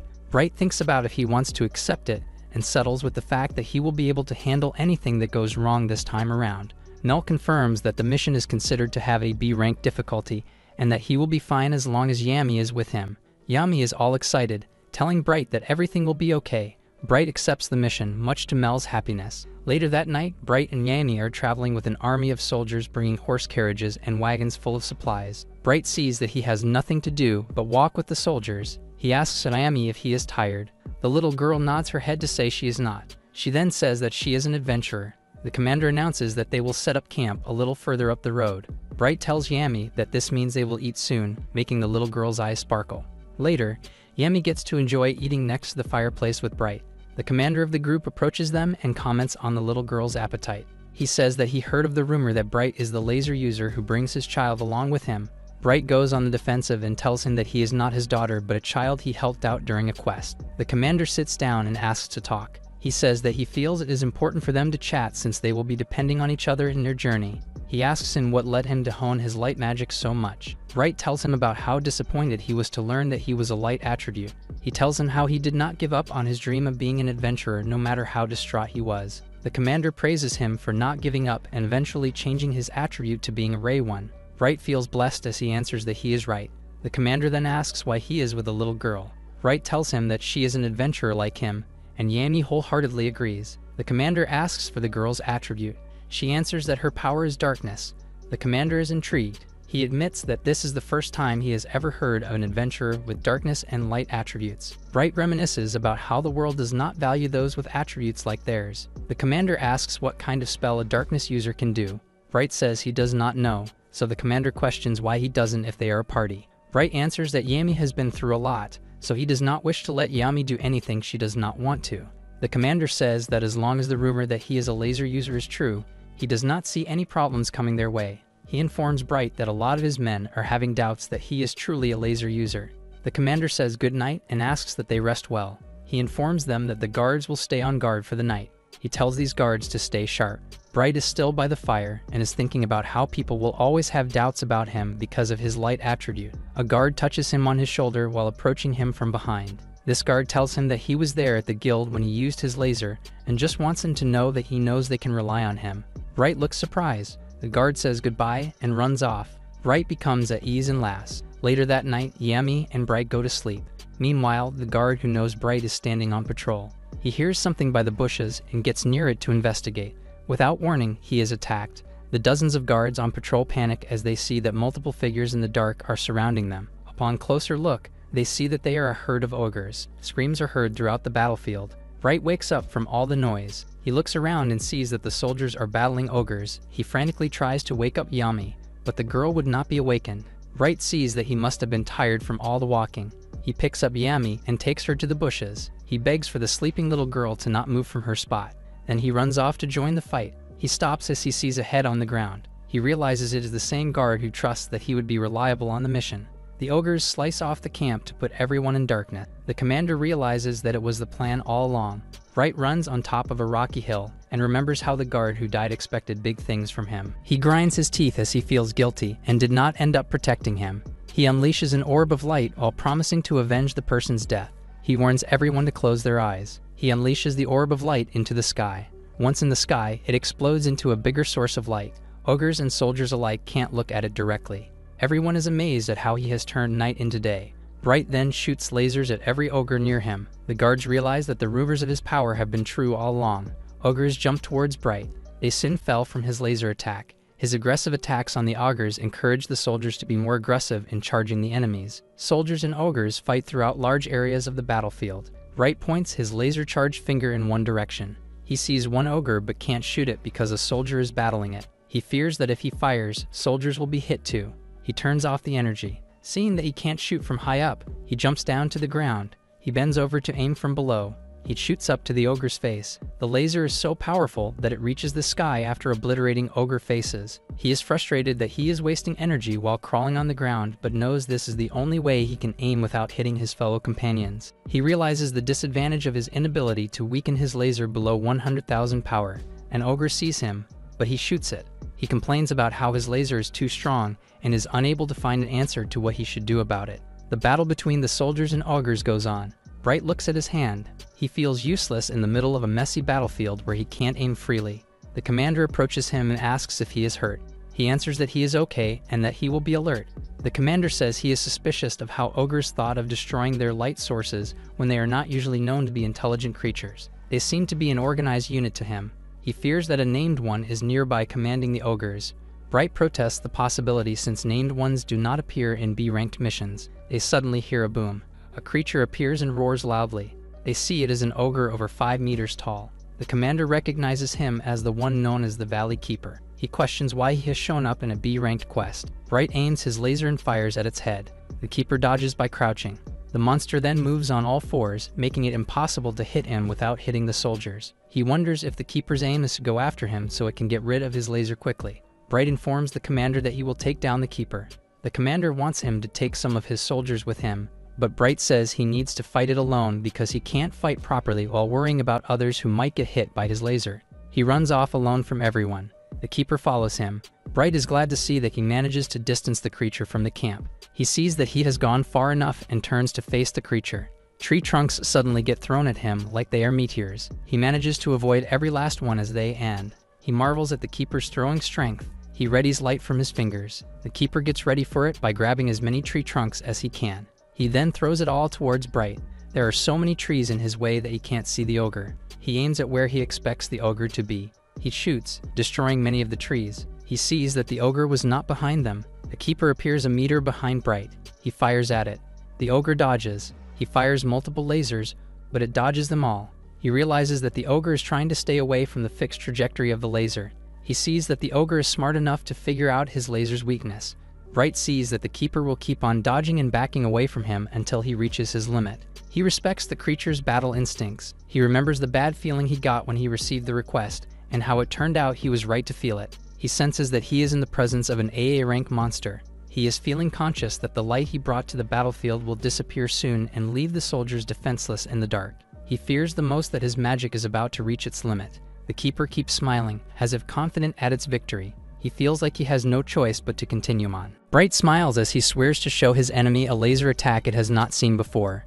Bright worries that he has never used the technique he is about to unleash in battle before. He lights up his fingers while the keeper reaches for his axe. Bright is also worried that all the magic he unleashes in battle has already exhausted him. He believes that using his secret technique will absolutely deplete him. The keeper rushes towards him, and Bright sees as its axe drops on him. He manages to dodge the attack. The ogre swings again, and he manages to duck before it hits him. Over and over, the ogre swings his axe, only for Bright to barely dodge every time. He sees a boulder behind him and hatches an idea. He runs towards it and jumps to the other side, hiding himself from the monster's sight. The keeper smiles, confident that he is a sitting duck. It readies its axe to fall on him. It breaks the boulder in two.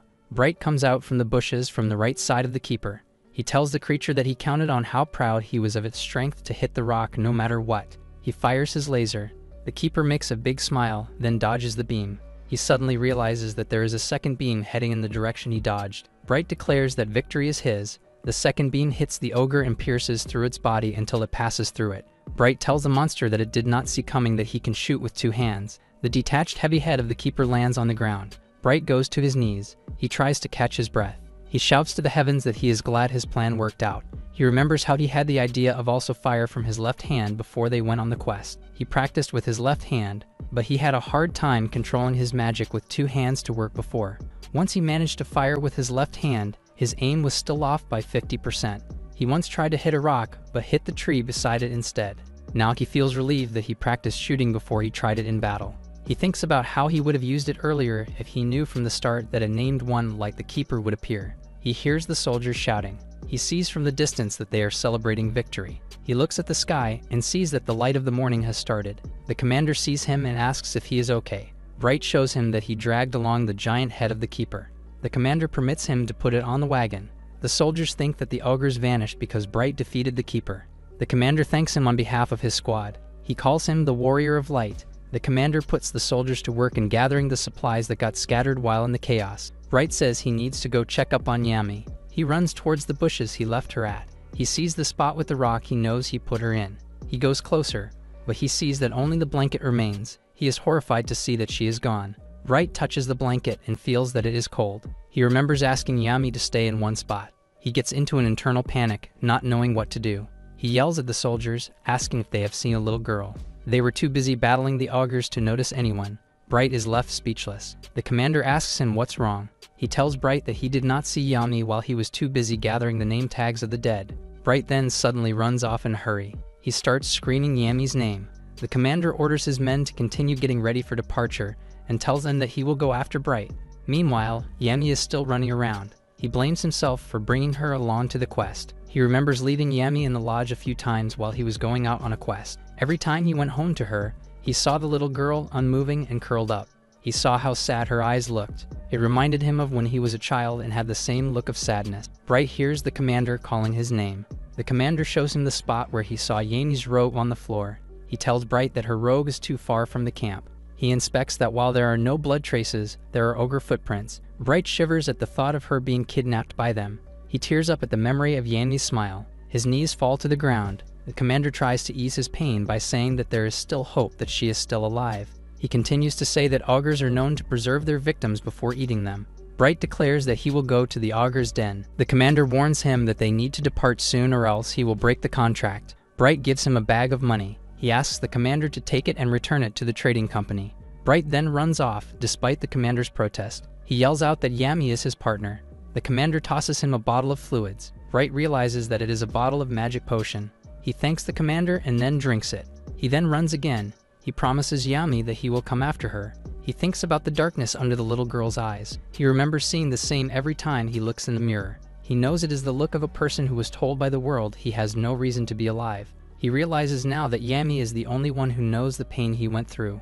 He swears that he will save Yami no matter what, that if he didn't, he had no reason to keep on living. Bright looks around. He smells an overwhelming stench. He recognizes it as the scent of death. Nearby, he spotted human bones and flesh. He notices that they are all adults and finds a hint of relief that Yami is not one of them. He grinds his teeth at how the ogres treated these people. He makes a short prayer to bless the dead and to apologize for not being able to bury them. He promises that he will destroy all ogres for them. He sees a trail of fluids for him to follow. He runs while shouting out that he is on his way to the ogre den. There is a cave. Near it are creepy birds feasting on bones and flesh. Bright is nearby and says he followed the scent of death.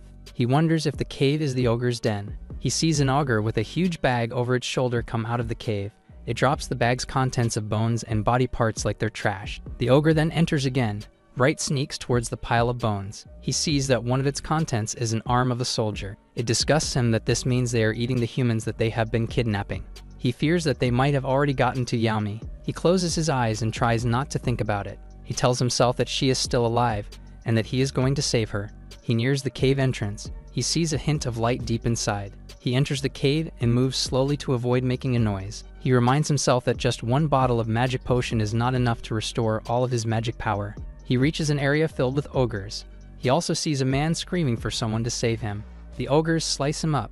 Bright closes his eyes to avoid brutality. He searches for the others who are alive and sees that there are dozens of them near the ogres. He thinks of a way to go through the ogres and get to them. He concentrates and casts light magic on himself. It turns him almost invisible. He explains that it is a skill that distorts the light around him to allow him to blend with the environment. He moves carefully as he walks past the ogres. He moves by the walls to avoid them. He can see that he is about to reach the room of human captives. One ogre looks in his direction, making him nervous. The ogre looks confused as if trying to sense what is off with the wall he is looking at. Bright worries that it has caught on to his scent. The ogre is getting nearer and nearer to him. Another ogre calls the one near him to give it food. The ogre near Bright gets so distracted by how tasty the food looks that it returns to its post. Brights feel relieved. Meanwhile, the tied-up captives worry which one of them is going to get eaten first. They have lost hope since no one is coming to help them. They then hear an unseeable someone tell them that he has come to help them. They try to search for the origin of the voice but see no one. Bright deactivates his stealth ability to show himself. They recognize him as the light magic user. Bright asks them if they are the only ones taken and if they also saw a white-haired little girl. They tell him that they did not see a little girl when they got captured. They inform him that there is another cave nearby, that he needs to go right where there might be other prisoners. Bright feels hope from this news. He leaves them with a knife to cut themselves from their ropes while he goes off to the next cave. Bright sees the cave nearby. He worries since he can no longer use his stealth light. He runs as quickly as he can, hoping that the ogres will not see him while they are eating.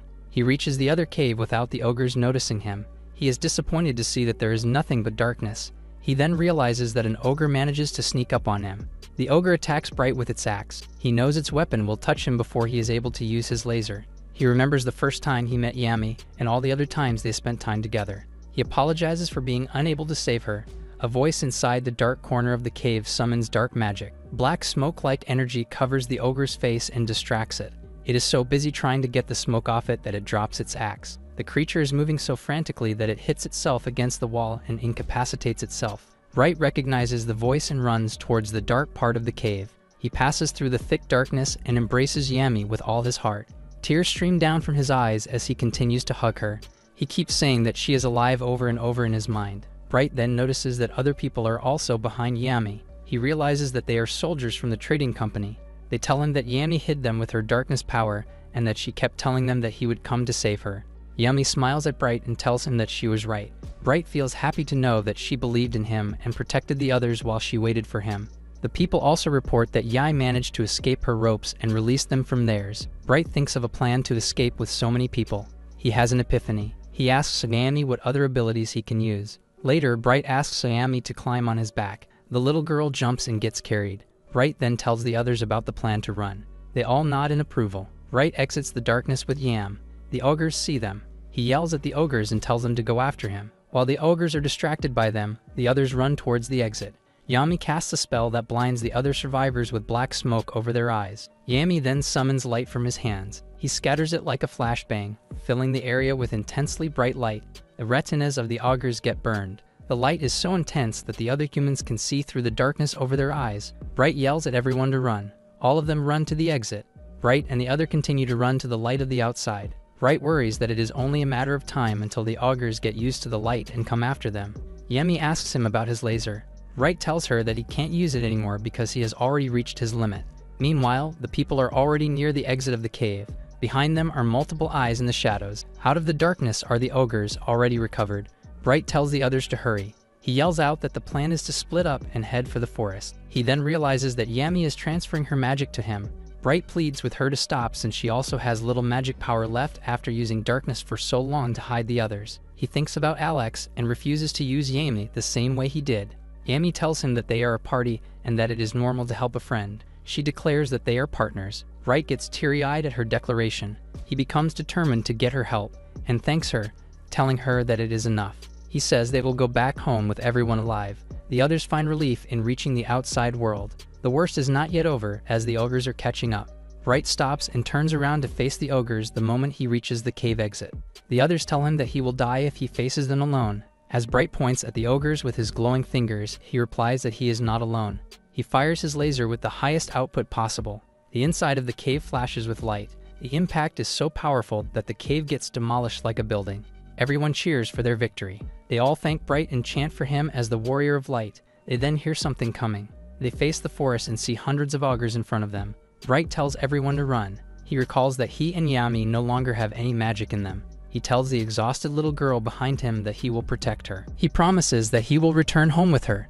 The ogres charge at the humans. They run from them. The exhausted Yami falls asleep and slips off Bright's back. Bright falls himself and manages to catch Yami before she hits the ground. An ogre nears the duo. Bright embraces Yami as he fears this is their end. Multiple ogres are coming towards Bright and Yami. Bright holds his little girl tightly and apologizes for being unable to save her. Thousands of speeding long objects drop from the sky. Suddenly, multiple ogres get hit by these objects, putting them in pain. Bright opens his eyes and sees arrows. He gets up to see that all their enemies are now dead because of the arrows. He wonders what just happened. One ogre efforts to get back up. The creature gets hit on the head before it can. The mysterious savior tells Bright that he made it in time. Bright is glad to see that he is the commander. The men behind him are all holding crossbows. Bright wonders how the people in the trading company reacted to them going back for them. The commander said he spoke to the man in charge and convinced them that it would be safer for them to wipe out the ogres in the valley. He also said that he came back for his missing soldiers. He pats Bright on his head and tells him that he was eager to return the favor. He calls him the Warrior of Light. Bright thanks to him. Many birds are flying above them. One of these birds looks mutilated with multiple eyes on its head. It flies away from the others. Later, Bright and the sleeping Yami beside him are riding a wagon on their way home. He remembers Yami telling him that the reason she left her spot was to go to the toilet. She justified that Bright told her to only pee in places where no one is around. The guy was unable to say anything since he admitted that it was what he taught her to do. He now plans to give her more specific instructions next time. He holds a bag of money in his hand, and he feels lucky that not only was he not fined for breaking the contract, but that he was also rewarded with more money for rescuing the prisoners. He remembers telling the commander that he plans to return to Church Town by riding the wagon. The commander questioned why he was in such a hurry when he was carrying around the head of the Valley Keeper and other drop items from the ogres he defeated. Bright told him that he needed to return to the city so he could sell them. The commander thought about it and told him to wait. With the commander's influence, Bright managed to sell the items to the trading company instead. After selling the items, the soldiers waved Bright goodbye. It makes Bright think that taking quests is a blessing from time to time. He looks at Yami's sleeping face as she rests on his shoulder. He smiles and says that the quests are only good as long as she does not get kidnapped. Elsewhere, there is the Royal Capital Magic Tower. Inside the lab, Alex hooked the multi-eyed bird on wires. It projects everything it saw in Bright's quest into moving images for him to see. He is impressed by Bright's ray magic and is happy to see that it has a weakness. He admits that he never knew that light magic would become this strong. The images show Yami. Alex is happy to see that she is still alive. He remembers how the other children he used as magic tanks died within a year. The surprise that she is still fine intrigues him. He plans to get her back as his perfect test subject. He also reminds himself to get rid of others. He looks at a group of malnourished and weakened children. He anticipates that the mass production of magic tanks will be completed soon. He remembers Bright beating him up, and he swears revenge for it. A servant enters the lab and informs his lord Alex that the research report has come. Alex tells him that he will come for it soon. He goes to the research lab where the Leech King's staff is being displayed in a glass tube filled with magic energy. He nears the staff to look at it closely. He says that there is something he needs to take from Bright to use it, and that he will retrieve it even if it means Bright's death. Bright returns to Church Town and heads to the guild. He places the head of the Valley Keeper in front of Mel. Mel gets frightened, so she asks Bright what he is doing. He informs her that it is the head of the Valley Keeper and complains about how a monster this dangerous appeared in a B-rank mission. Mel is shocked. She tells him that the Valley Keeper has already been reported to be subjugated before he goes on his quest. This confuses the man. Mel shows him the bulletin board where it shows a wanted poster of the Valley Keeper already labeled to be cleared. She informs him that it was killed in a town near the capital and that he can no longer give him the reward money attached to the creature. Bright tells her that he does not care about the money. He tells her that what he cares about is that many people died because everyone thought they were on a B-ranked mission. Mel now realizes the magnitude of the situation and tenses up. Bright apologizes as he realizes that it is not her fault. Mel corrects him and tells him that the guild is indeed responsible for this. She promises to find out why this happened. Bright leaves the head to her and then leaves. Mel plans to contact the city. She realizes that because of the discussion, she has missed her chance to say goodbye to him. Meanwhile, Bright walks to the food street. In one of the food stands, everyone's attention is on Yami, who has already emptied many bowls of food with her appetite. Bright returns to her. He is surprised to see that she has already eaten a lot. Bright thanks the shop manager for taking care of Yami while he was elsewhere. The manager says he does not mind since he promised to pay for all the girls' food. Bright feels embarrassed about his little girl's appetite and laughs it off. He realizes that Yami's appetite is only growing bigger. He wonders if it is because of her growth spurt. Later that night, Bright and Yami return to their lodge. Bright is lying on his bed deep in thought. He thinks about the named ones and how sometimes one of them is misrecognized for something else among them. He thinks about how sometimes a wyvern is thought to be a dragon, how a goblin mage is misrecognized as a goblin shaman. He wonders if the Valley Keeper is one of those that got misplaced. He forgets about it, as there is nothing he can do but count on Mel to figure things out. He thinks about his plans and whether he should return to the guild tomorrow to get a new quest. He worries that the level of quests around town is already too low for them to take. Yami appears with wet hair and pajamas. He congratulates her for being able to bathe by herself now. Yami hops on his bed while Bright wipes her hair with a towel. He thinks about how he wants to grow strong with Yami. He asks Yami if she wants to leave Church Town with him and go elsewhere. The little girl looks at him with confusion. He explains that he wants to focus on getting stronger so that they can become legendary S-rank adventurers together. He explains that being S-rank means having the top rank for an adventurer. Yami smiles happily at the idea. She hugs Bright as she tells him that she wants to reach the top with him. Bright can see that being the world's strongest is exciting for those considered failures like them. He reminisces about his dream of being adventurers together with Saya when they were children. He goes melancholy at how he needed to throw away that dream. He finds happiness now in fulfilling a new dream with Yami. Bright says the first thing they need to do is get up early, which the little girl agrees to without question. He also tells her that they need to go somewhere before they leave. The next day, Bright and Yami head out to get funds for their journey. On their way, Bright asks the little girl if she can already access her status screen. She concentrates. She is able to summon a status screen, but it is blurry and unreadable. After a second, it also disappears. Bright tells the disappointed little one that she was so close. He ponders how he is able to check what level Yami is now. Yami told him before that she just knows how to use magic without really learning about it. Bright thinks about how many things they need to register to live in another town. They head to the creepy-looking tool shop they went to before. Bright takes a peek to see if someone is inside. The store owner welcomes him. Bright is surprised that the owner is an elf. The elf is shocked to realize that his appearance concealment spell did not work on them. Bright guesses that she must be a dark elf. She tells him that she works part-time in their town. The man remembers that he has heard that some elves are known to live in the human world. The owner asks that they begin with the trading process. She gets shocked to see him place the head of the Valley Keeper on her table. Bright also tells her that he also has drop items and monster materials. He places 2 jars full of ogre fangs and 3 bags of other items on her table. She asks if they are all part of the monsters he has defeated. He answers that she is right. The elf realizes that he is the laser user she has heard so much about. As a reward for showing her the head of a named one, she offers a tale only known to the elves. She asks that he call Yami to his side so she can hear the story too. The two are all ears. She tells them that there have been others like Bright who managed to evolve their attribute. They usually show up at times of turning points in an era. She continues to say that their lives are extremely short-lived. He asks what she means by this. Yami can tell that Bright is disturbed by the idea. She tells them that people who manage to evolve their attribute get drawn to each other.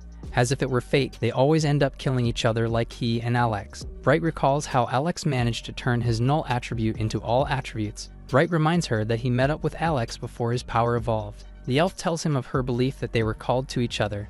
She sees it as nature trying to eliminate an imbalance in power. Bright feels uneasy that he might involve Yami in his fate. The owner reminds him that it is just a story but advises him to still be careful. Bright thinks seriously about it. The owner asks that he take the money and go. He gets surprised to see that he has given him platinum coins. The elf asks if it is enough for him. The overwhelmed man answers that it absolutely is. The elf then tells Yami to never leave Bright's side. The little girl's precious smile answers for her. After the two leave the store, the owner tries to figure out why her appearance concealment spell did not work on them. She realizes that she underestimated the power required to conceal herself from people as powerful as them. She deduces that Yami is the more powerful of the two, and that she can already be considered a weapon. She ponders the possibility of her evolving soon and how rare it is to have 3 evolved attributes in the same generation. She finds it natural for her nation to take drastic action. She strips away her hooded coat and declares that she needs to get started on her plan. She demands that the two stay alive until they meet again. Meanwhile, Bright and Yami are dining in a restaurant. Bright thinks about his destiny with Alex to kill each other. He finds it hard to believe that the mage has given up on taking revenge on him. He decides that it would be better for them to go after him. He disturbs Yami's eating and tells her that they need to talk about something important. Bright reminds Yami that they talked about being S-rank adventurers. The little girl answers excitedly that they will become legendary. Bright tells her that she is correct. He explains that they can't become S-rank by just being strong. Yami is all ears. He explains that they first need to become A-rank adventurers and do countless high-level quests. They need to get a recommendation from the guild while gaining respect from other adventurers. He finalizes that they need to become adventurers, and everyone acknowledges. He says that the badge of an S rank cannot be achieved with money or influence, and that it is the ultimate symbol of strength. He explains that this is why even Alex was working hard to attain it. The plan is to get achievements quickly by going to a big city. He asks her if she wants to go to the royal capital. Yami asks what that is. It reminds Bright that she knew nothing of her time there but the inside of the magic tower. He tells her that capital is the largest city in the kingdom, where someone can get an A rank and the best quests around. The excited child asks if the food is also the best there. He answers that the important part she needs to know is that it is also the place where Alex is. He warns her that he will surely target them soon enough, and that his plan is to get to him first. His hands shake as he tells her this. He tells her that she does not need to go to the capital if she does not want to. Yami declares that she is going, and that they will always be together. Bright's eyes are filled with worry. The girl insists that they must go as a party. She proudly says that they are partners. Bright remembers her also saying they were partners in the ogre's den. He remembers how determined she looked back then. It confirms to him that the little girl chose him as her true adventure partner. He feels guilty that he needed a reminder that they are a duo. Yami then nears her face to Bright's. She offers him her food while insisting that she will go with him. Bright stares at the food, making Yami conscious. He takes it and thanks her. They celebrate by declaring that they will eat a lot before preparing to move. Father and daughter enjoy their meal. Bright swears that he will protect Yami no matter what. The next morning, Bright and Yami sent a notification to the guild that they were moving to another city. The guild gave them the if and proof of achievements they can give to the capital. After that, they prepared the wagon and packed their things. Bright wonders why he did not see Mel in the guild. He recalls that a man was in her post when he was in the guild and that he could not ask why Mel was not there because the line was long. He regrets that he won't be able to see her before they leave. He promises to write her a letter once he gets to the capital. He carries their bags. Then he tells Yami that they need to go. The duo rode a swaying wagon for a day and a half. The driver tells Bright that they are almost at the capital. Bright opens the window and marvels at how beautiful and large the city looks. He gets overwhelmed by how large everything is the moment he stands at the city's huge entrance gate. As the gate opens, Bright tells himself he should not be intimidated. He swears that this will be a great start for them. The moment the gate opens, 2 spear blades are held directly at his neck. The guards are tense around him, but he does not know why. Stopping Bright and Yami, the guards point their spears and ask if they're adventurers.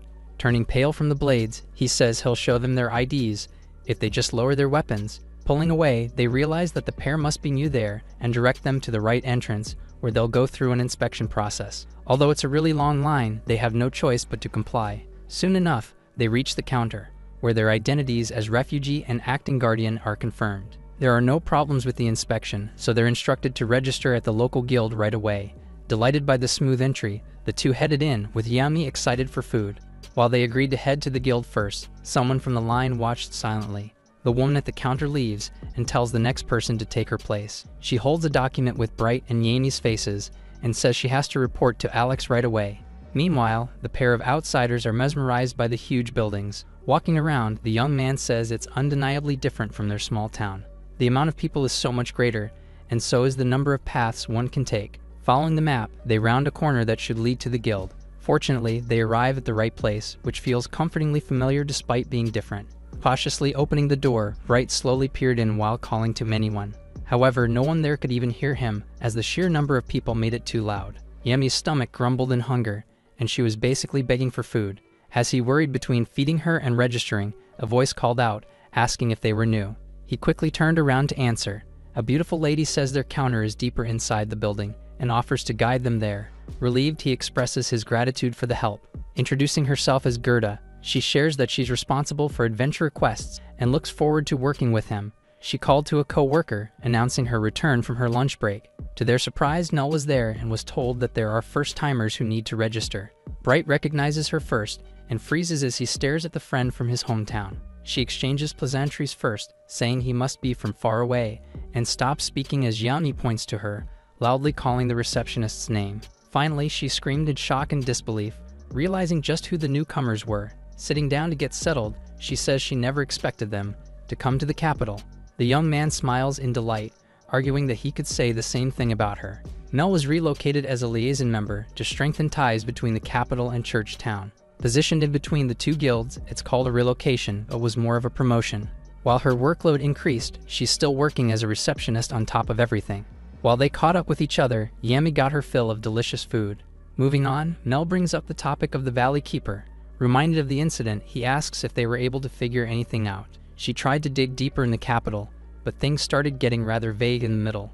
The adventurer who defeated the first was nowhere to be found, along with the guild members involved. As he thought, the entire thing was planned, and he had an idea who was behind it. He asks about Alex, surprised that he's asking about the sage. She says she hasn't heard anything, and cautiously asks if he came to the capital with a dark agenda against his former teammate. She's already come to a conclusion and warns that causing such trouble in the capital would end with him exiled. Laughing it off, he says he came to the capital with the sole purpose of getting stronger. It's just that his whereabouts are currently unknown, so he ended up getting a bit worried. Mel argues that he has bigger things to worry about, especially with Yami now under his wing. Bright gives her a joyful smile, unable to admit that he came to finish Alex off, as she would object vehemently. For now, he lets her fawn over the child he brought, and he silently apologizes for not being able to tell her the truth. Asked if there are any available rooms to rent, she promises to have it set up right away. The two friends share a warm smile, glad to have a familiar face to rely on in the new world. With all that done, they head back to Gerda, who wonders if they're already finished talking. Her peer thanks her for her help, but there's another task at hand. Surprisingly, Bright already wants to take on a quest, but all the new ones have already been taken. The only ones left are the missions nobody wanted to do for a variety of reasons. The adventurer has no problems with this and points to 4 he wants to take on the spot. Adding one last request, he collects the papers and pays the information fee, asking them to mark the locations and list the monster details by tomorrow morning. Mel, who supposedly knows about his strength, still can't help but worry for his safety. However, he's as prepared as he could be, and reminds her of his goal of getting stronger. The two receptionists are silenced, feeling oddly reassured by the confidence in his tone. With this, he calls to Yami and says it's finally time to look for even more food. The small girl nearly drools, excited by the thought of feasting. Meanwhile, in the Magic Tower, Alex has received news of Bright's arrival and asks someone if their preparations are done. To his side, a dark figure assures him that it's finished and to leave things to them. Alex won't allow his sworn enemies to do as they please while they're in the capital. The sinister figure beside him stuttered and begged, asking for something fast. Smiling darkly at the pathetic being, he grants the request, reminding them that he's the only one who could save them. Meanwhile, the sun sets, covering the capital in a deep orange hue. As the city lights started turning on, Mel sighed hard, wondering if her friends were okay. Gerda overhears and asks if she's worrying about the two from Church Town. Having taken 5 quests no one wanted, they set off right away the previous morning. Bright is a B-rank adventurer, but he took a few A-rank quests as well. The reason why nobody accepted them is because their quests even the king's army couldn't do. As they were speaking, a robed figure sped past the crowd. Mel says they should do something if a week passes without the adventurers contacting them. While they even considered sending a search party from the guild, a dirty set of hands pushed the doors open. Their eyes widened in shock as Bright entered the building, looking beaten and exhausted. They rushed at him, looking extremely worried. Seeing him pant and barely standing, they try to aid the young man and ask if he's hurt anywhere. They realize that he's all alone and start to question what happened to Yami. He looks at her with dull eyes and points to the space outside. There, they see the little girl, happily playing and looking at the horse excrements. He says he was foolish to take only 2 courses for drop items worth 5 separate requests. The receptionist is confused, not knowing what he was talking about. Taking a look at the horses behind, they see them carrying piles of baggage on their backs. The ladies screamed in shock, unable to believe what they were seeing. Nell finds it impossible, as he claims to have finished all those missions in just a day and a half. He says they were simple, but since they had to use Yami's steed for the drops, they had to walk all the way back. With this, the adventurer fell from exhaustion as his fatigue took over his body. Meanwhile, the people have begun to talk about the pair who finished 5 unwanted quests in one go. After 2 days of resting, Bright returned to the guild, saying he wanted to take on another set of unwanted missions. This time, he intends to take 3 courses, so it should be no problem, especially with Yami having a ride. The receptionist falls silent, finding it difficult to believe her ears. Moving on, he follows up on Alex and asks if she's learned anything new about him. It seems he got out of prison after paying a huge amount of money and even reclaimed the leech's staff. It's as he thought, and the sage was even back at the tower. Since he's back in the capital, he's free to do anything he wants, and likely knows about them being there. Mel then scolds him again, telling him to protect Yami at all costs. He smiles affirmingly, already intending to do that without being told. What he's doing now was baiting and making his existence appealing enough to make the sage take action. In other words, it's a plot to make them face each other again. The sun shined calmly, but a monster broke the serene silence with a deafening roar. However, it stood no chance and fell in an instant as Bright shot his ray magic at it. A couple of flying beasts came next, nose-diving at him from above. This time was not any different, as he quickly took them out with a couple of shots from his finger. The A-rank monsters in his quests are strong, and they usually come in large groups. It's the same case for this mission. However, as long as it isn't a messy battle like before, they aren't much of a problem. Practicing their teamwork, he signals Yami to make her move. She uses the dark attribute and summons black energy to cover the eyes of their enemies. Raising his fingers on both hands, he unleashed a barrage of rays on the blinded beasts, who are no match for their pairing. With their enemies defeated, the two bumped their fists in celebration, ending another quest victoriously. As they later walked through the city, people stared, pointed, and talked. Before long, Bright and Yami became adventurers, whose names were well known throughout the capital. Like always, they entered the guild with a smile, announcing that they finished their quest. However, upon hearing this, Gerda replied with an oddly troubled tone. Confused, he looked around and noticed that the atmosphere in the entire guild was cold. He looked around and turned back to the receptionist, cautiously asking if something happened. As Mel approached, he felt a sliver of hope and questioned her instead. However, her face was the most serious he had ever seen, and she says he just did something unprecedented. Bright turns pale and starts to sweat, not knowing what was happening. While other adventurers gave odd side eyes, Mel directly stared at Bright with an ominous gaze. He's perplexed, not understanding what he did to warrant the reaction. Suddenly, the receptionist smiled and congratulated him for earning the right to apply for the A-rank test. As his mouth opened wide from the unexpected surprise, Gerda and the others also cheered him on, saying it's been a while since anyone has taken the promotional exam. The young man was frozen still, prompting them to ask if he wasn't happy about the news. This isn't the case at all, and he's just surprised that it happened so quickly. He's indeed only been in the capital for a few days, but his quest completion rate was unrivaled. This was an undeniable fact. While others take days to complete a quest, he finishes complicated ones in half a day at most. It's wonderful and flattering to be acknowledged, but Mel adds that the Ray incident in Churchtown was a problem when they considered his permit for the test. Again, Bright has nothing to say. Since he took countless quests nobody wanted, he ended up helping the guild and the kingdom. Pairing that with his good conduct in general, he was deemed worthy of applying. Having something for Yami as well, she crouches and tells the girl to open her hand. She does as told, and is given a D-rank adventurer badge as a reward for all her hard work. The great news continued to pile on, and the wave of congratulations thankfully put a smile on the child's face. Their light magic and dark magic came together to help people, and for them, who were deemed as outcasts, no one ever expected it to happen. Bright carried Yami like his own daughter, and thanked everyone for celebrating them. Cheers erupted throughout the guild once more. Still, all this does is give the young man the right to take the test, and according to Mel, a lot of applicants fail it. It's a test after all.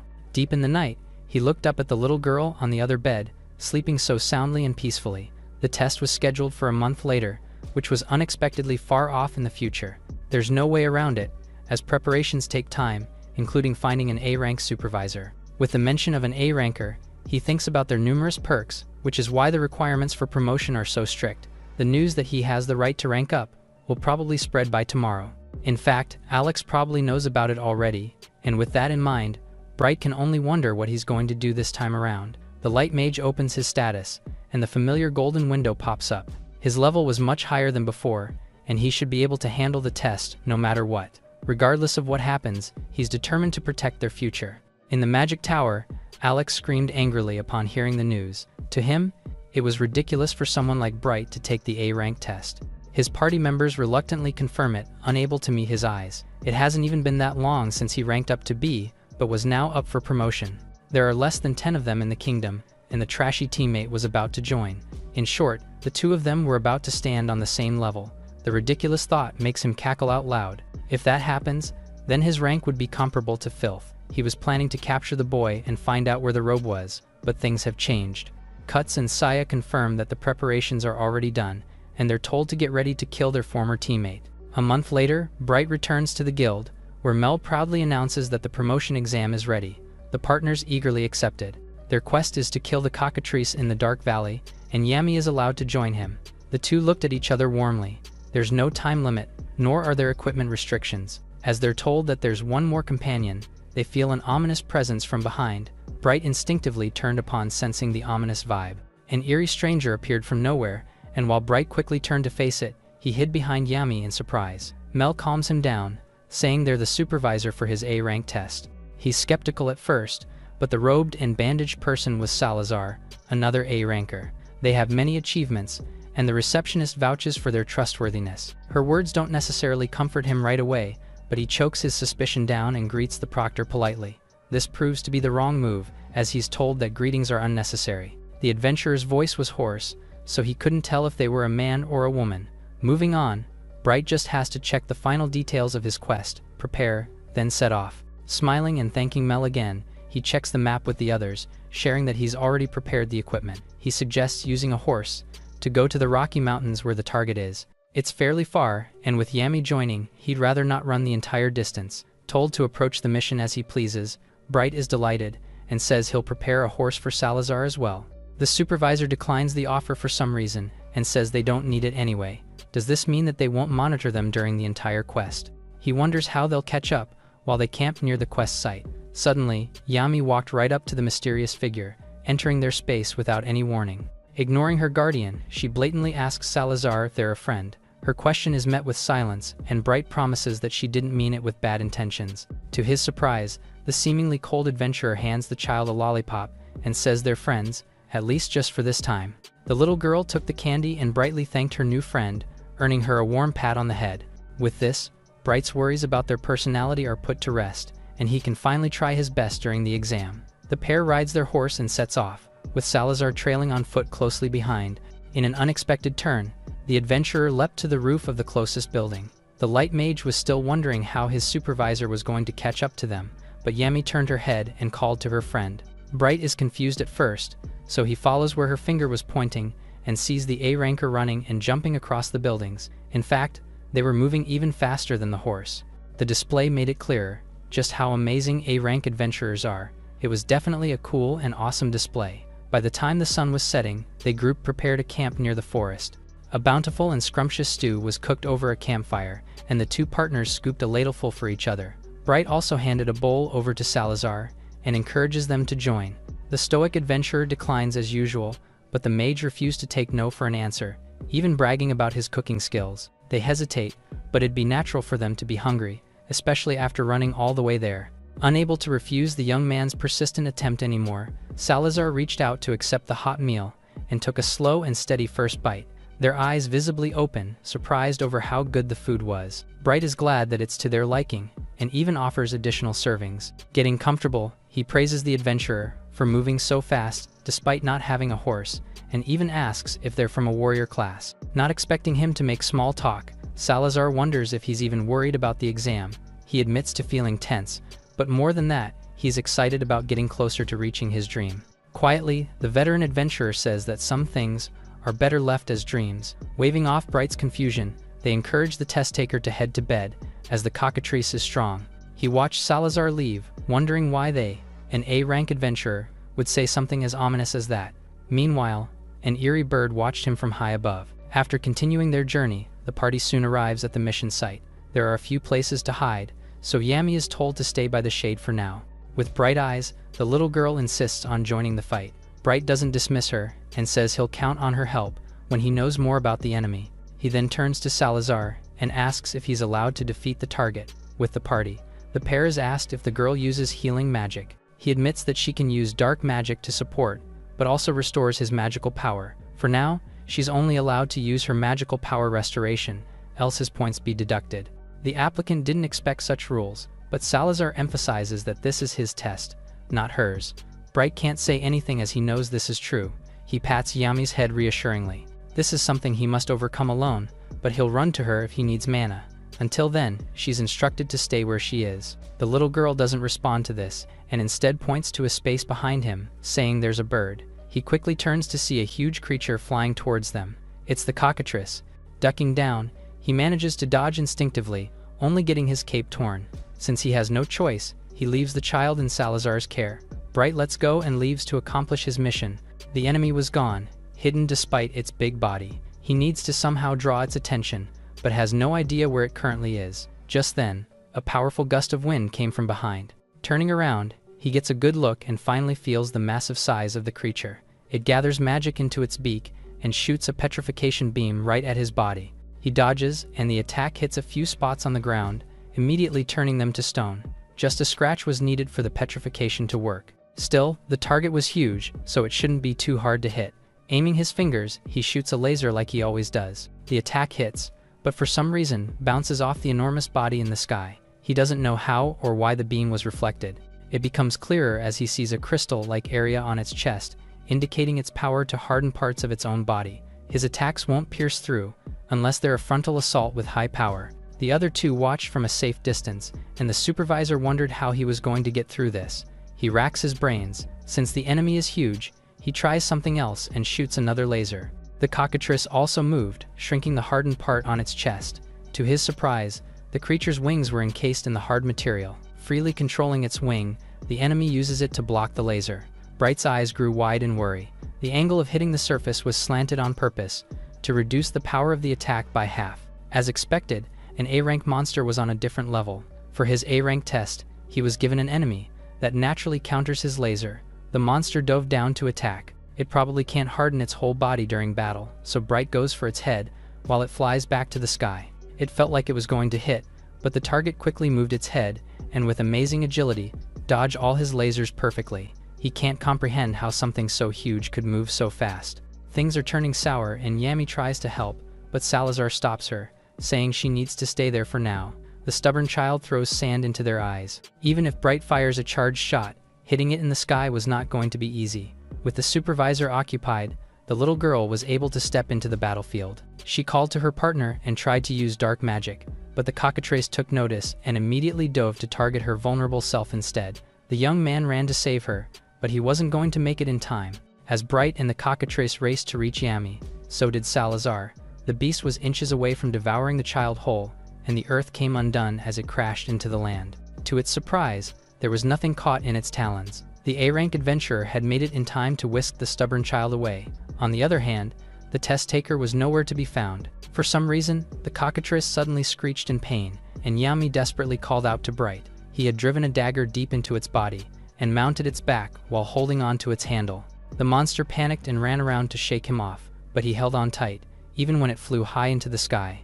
It twisted and turned, desperate to get him off, but with this distance, he was confident that it couldn't dodge his attack. He was ready to fall together, so he shoots a fully powered laser at the enemy and blasts its head right off. The other two are in awe, as the beast's body plummeted to the ground, with Bright still on it. He jumps off right before it hits, killing the impact and saving himself just in time.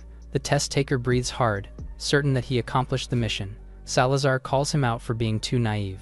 Unfortunately, his confusion proves the adventurer right, as he's too distracted and belatedly notices the venomous snake that sank its fangs in his hand. It served as the creature's tail, punishing and catching complacent hunters off guard. Yami called again, full of worry, as he was lifted up. Bright points his finger and shoots another laser, this time taking the snake out as well. With this, the cockatrice was slain without a doubt, but he also fell to the ground. The potent venom was spreading fast. While his bones were okay, the toxins were spreading fast, and his arm was gradually turning to stone. It was not only toxic, but it also caused petrification. Salazar approaches and asks if he wants to give up. He just smiles, sharing that he spent a lot of time learning while he was weak.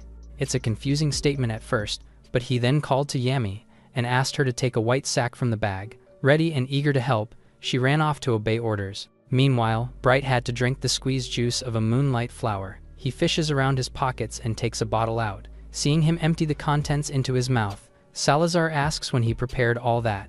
When he couldn't use magic, he focused on quests, gathering the flowers, and got some for himself. Just then, they see Yami running back with the sack she was told to get. Inside it was a stash of glowing petals. The venom was handled with the flower essence, and now he has to stop the petrification. Salazar is surprised that he even knows how to blend medicinal herbs. It was a skill, especially doing it with just one good arm. As the supervisor commended his talent, a tiny hand reached out. The potion had just finished, but Yami suddenly yanked the cloth covering the adventurer's face. Bright was treating himself, and was surprised to see that Salazar was a woman, with parts of her face burned off. She quickly covers her face, and the little girl is scolded for doing something so rude. The young man apologizes and hands the bandage back, but adds that it's a shame to hide such a beautiful face. She's caught off guard by the unexpected compliment. Changing the topic, Bright confirms if the test was over. Since he finished it so early, he inadvertently disrupted the original plan. Her words confuse him for a while. It becomes clearer as a bunch of figures suddenly appear behind them, springing the ambush Salazar had set up. The two turned around upon sensing the unexpected presences and saw several dummies, creaking and glowing as they moved towards them. The sheer amount of magical puppets allowed the enemies to surround them instantly. Bright turns to Salazar and asks what was happening, but she's just disappointed by how slow he is to catch on to the situation. Just then, a loud laugh rang through the barren land, and he immediately recognized the familiar voice. A distance away were two dark figures. Kutz and Saya were there, smiling as they watched him face the little army. Like the last time they were together, their fateful reunion was also under duress. The young man's eyes dart to the side as he hears Yami screaming his name and asking for help. She had been abducted by Salazar and brought right to the enemy's side. He moves and reaches out to her, but a continuous barrage of flames blocked his way. They were sent by the puppets, who were somehow capable of casting magic spells. Dummies are often used for daily chores, but these are specifically made for combat completed through Alex's research. Looking at Yami being treated as a hostage, Bright addresses Salazar, finally understanding that she was hired by the great sage. Met with her hesitant silence, Saya answers for her, laughing and saying that she was on the brink of death, cursed while fighting a monster. To stay alive, she needs to keep drinking a potion concocted by Alex himself. She thought the adventurer betrayed them when she saved the child. Salazar simply argues that the child has nothing to do with it. The two ladies start to clash, as Saya makes a few ominous comments. Regardless, the most important thing on their agenda is taking revenge for everything that happened in the guild. Calling to the automata, she commands them to kill him no matter what. The two sides ready their attacks, and while the puppets conjure fire, Bright aims his laser finger. He shoots a few down, but the rest throw fireballs at him. Although the magic is weak, the amount of spells being hurled at him was a problem. Seeing him struggle, Yami cried out desperately. Not wanting her to be involved, he says it's okay, and that it's all just a part of the exam. As such, he instructs her to stay with Salazar. Remembering their short time together, she's reminded that the adventurer is their friend. Just earlier, she instinctively protected the child from the cockatrice attack, so she's done enough to earn his trust. With this, he leaves Yami in her care while he fights his own battle. The two enemies laugh at the ridiculously kind-hearted idiot. Telling him to die that way, Saya commands the puppets again. A laser shoots through a line of enemies, and Bright does his best to keep his distance from them. This goes on for quite a while, and he actually manages to take a big number of dolls out. However, no matter how many he crushes, there was no end to them, unlike his stamina that was already running empty. His weakness is that his attacks are excessively powerful and consume a lot of mana. Against countless enemies that won't dwindle no matter how much he fights, his defeat was certain. Following Saya's command, the automata rushed and piled themselves on top of Bright. To Salazar's surprise, a sharp laser shot through one spot, and the young man jumped away to a safe distance. Since he was such a sly little mouse, it was time for Cuts to step in. Suddenly, they hear the ground crumble and crack. It burst open and a huge stone golem emerged, standing as the new enemy. Bright reacts just in time, and manages to dodge the living boulder's first attempt to crush him. As the land caved in, a familiar bird watched from high in the sky. Watching through its eyes, Alex chuckled and asked if he's just going to keep on running away. He can use his laser as much as he could possibly want to, and die once his mana runs out. Dodging was getting increasingly exhausting for Bright, who panted as the ground beneath him exploded. He used a lot of power against the cockatrice, and he only has 2 mana potions left. Looking at his main enemies, who were standing from a safe distance, he considers targeting the 2 traitors as it might stop the puppets and golem. Unfortunately, there was a huge risk of accidentally hitting Yami. Running out of options, he decides to use something he was hiding. The fact that the 2 are there means that Alex is somehow watching the battle. He wanted to keep this a secret until their battle, but he's driven into a corner and has no choice anymore. Pointing his fingers, he tries to do something different, but the enemies suddenly stop moving and fell limp. This leaves him utterly confused, until they hear Cuts whining about running out of mana from controlling so much. Everything seemed to be malfunctioning, so they grabbed their spare tanks to replenish the depleted mana. Seeing the familiar box by the evil people's feet, Bright already knew what was inside.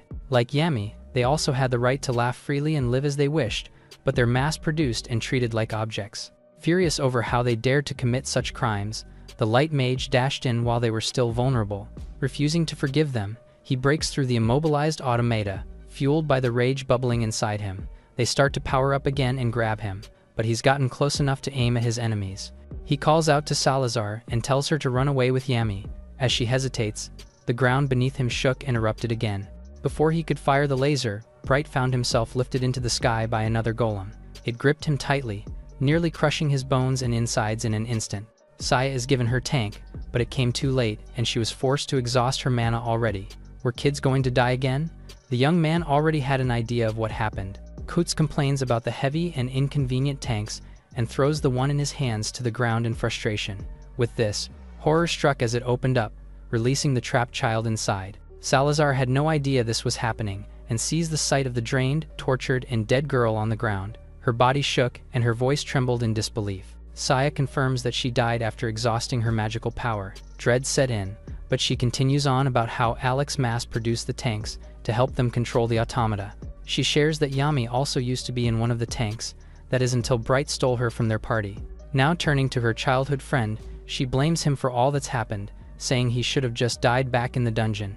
Maybe less kids would have been victimized. Realizing that the child was Yami's replacement, their first encounter flashes through his mind. If that really is the case, then she must be going through the same thing she did. It was finally time to end things between them, so Saya closed her fist, commanding the golem to do the same, and bid her childhood friend farewell. Before Bright could get fully crushed, the golem's arm was suddenly cut into two.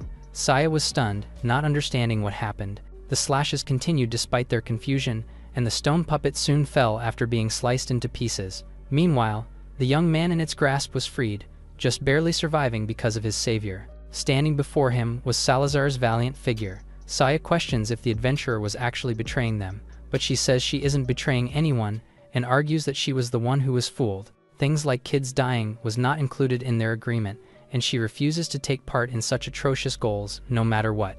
In the magic tower, Alex banged his fist in rage and cursed the ungrateful servant that turned against him. There was only one thing she promised, and that was that she'd protect Yami, while they do whatever they needed to settle their battles between themselves.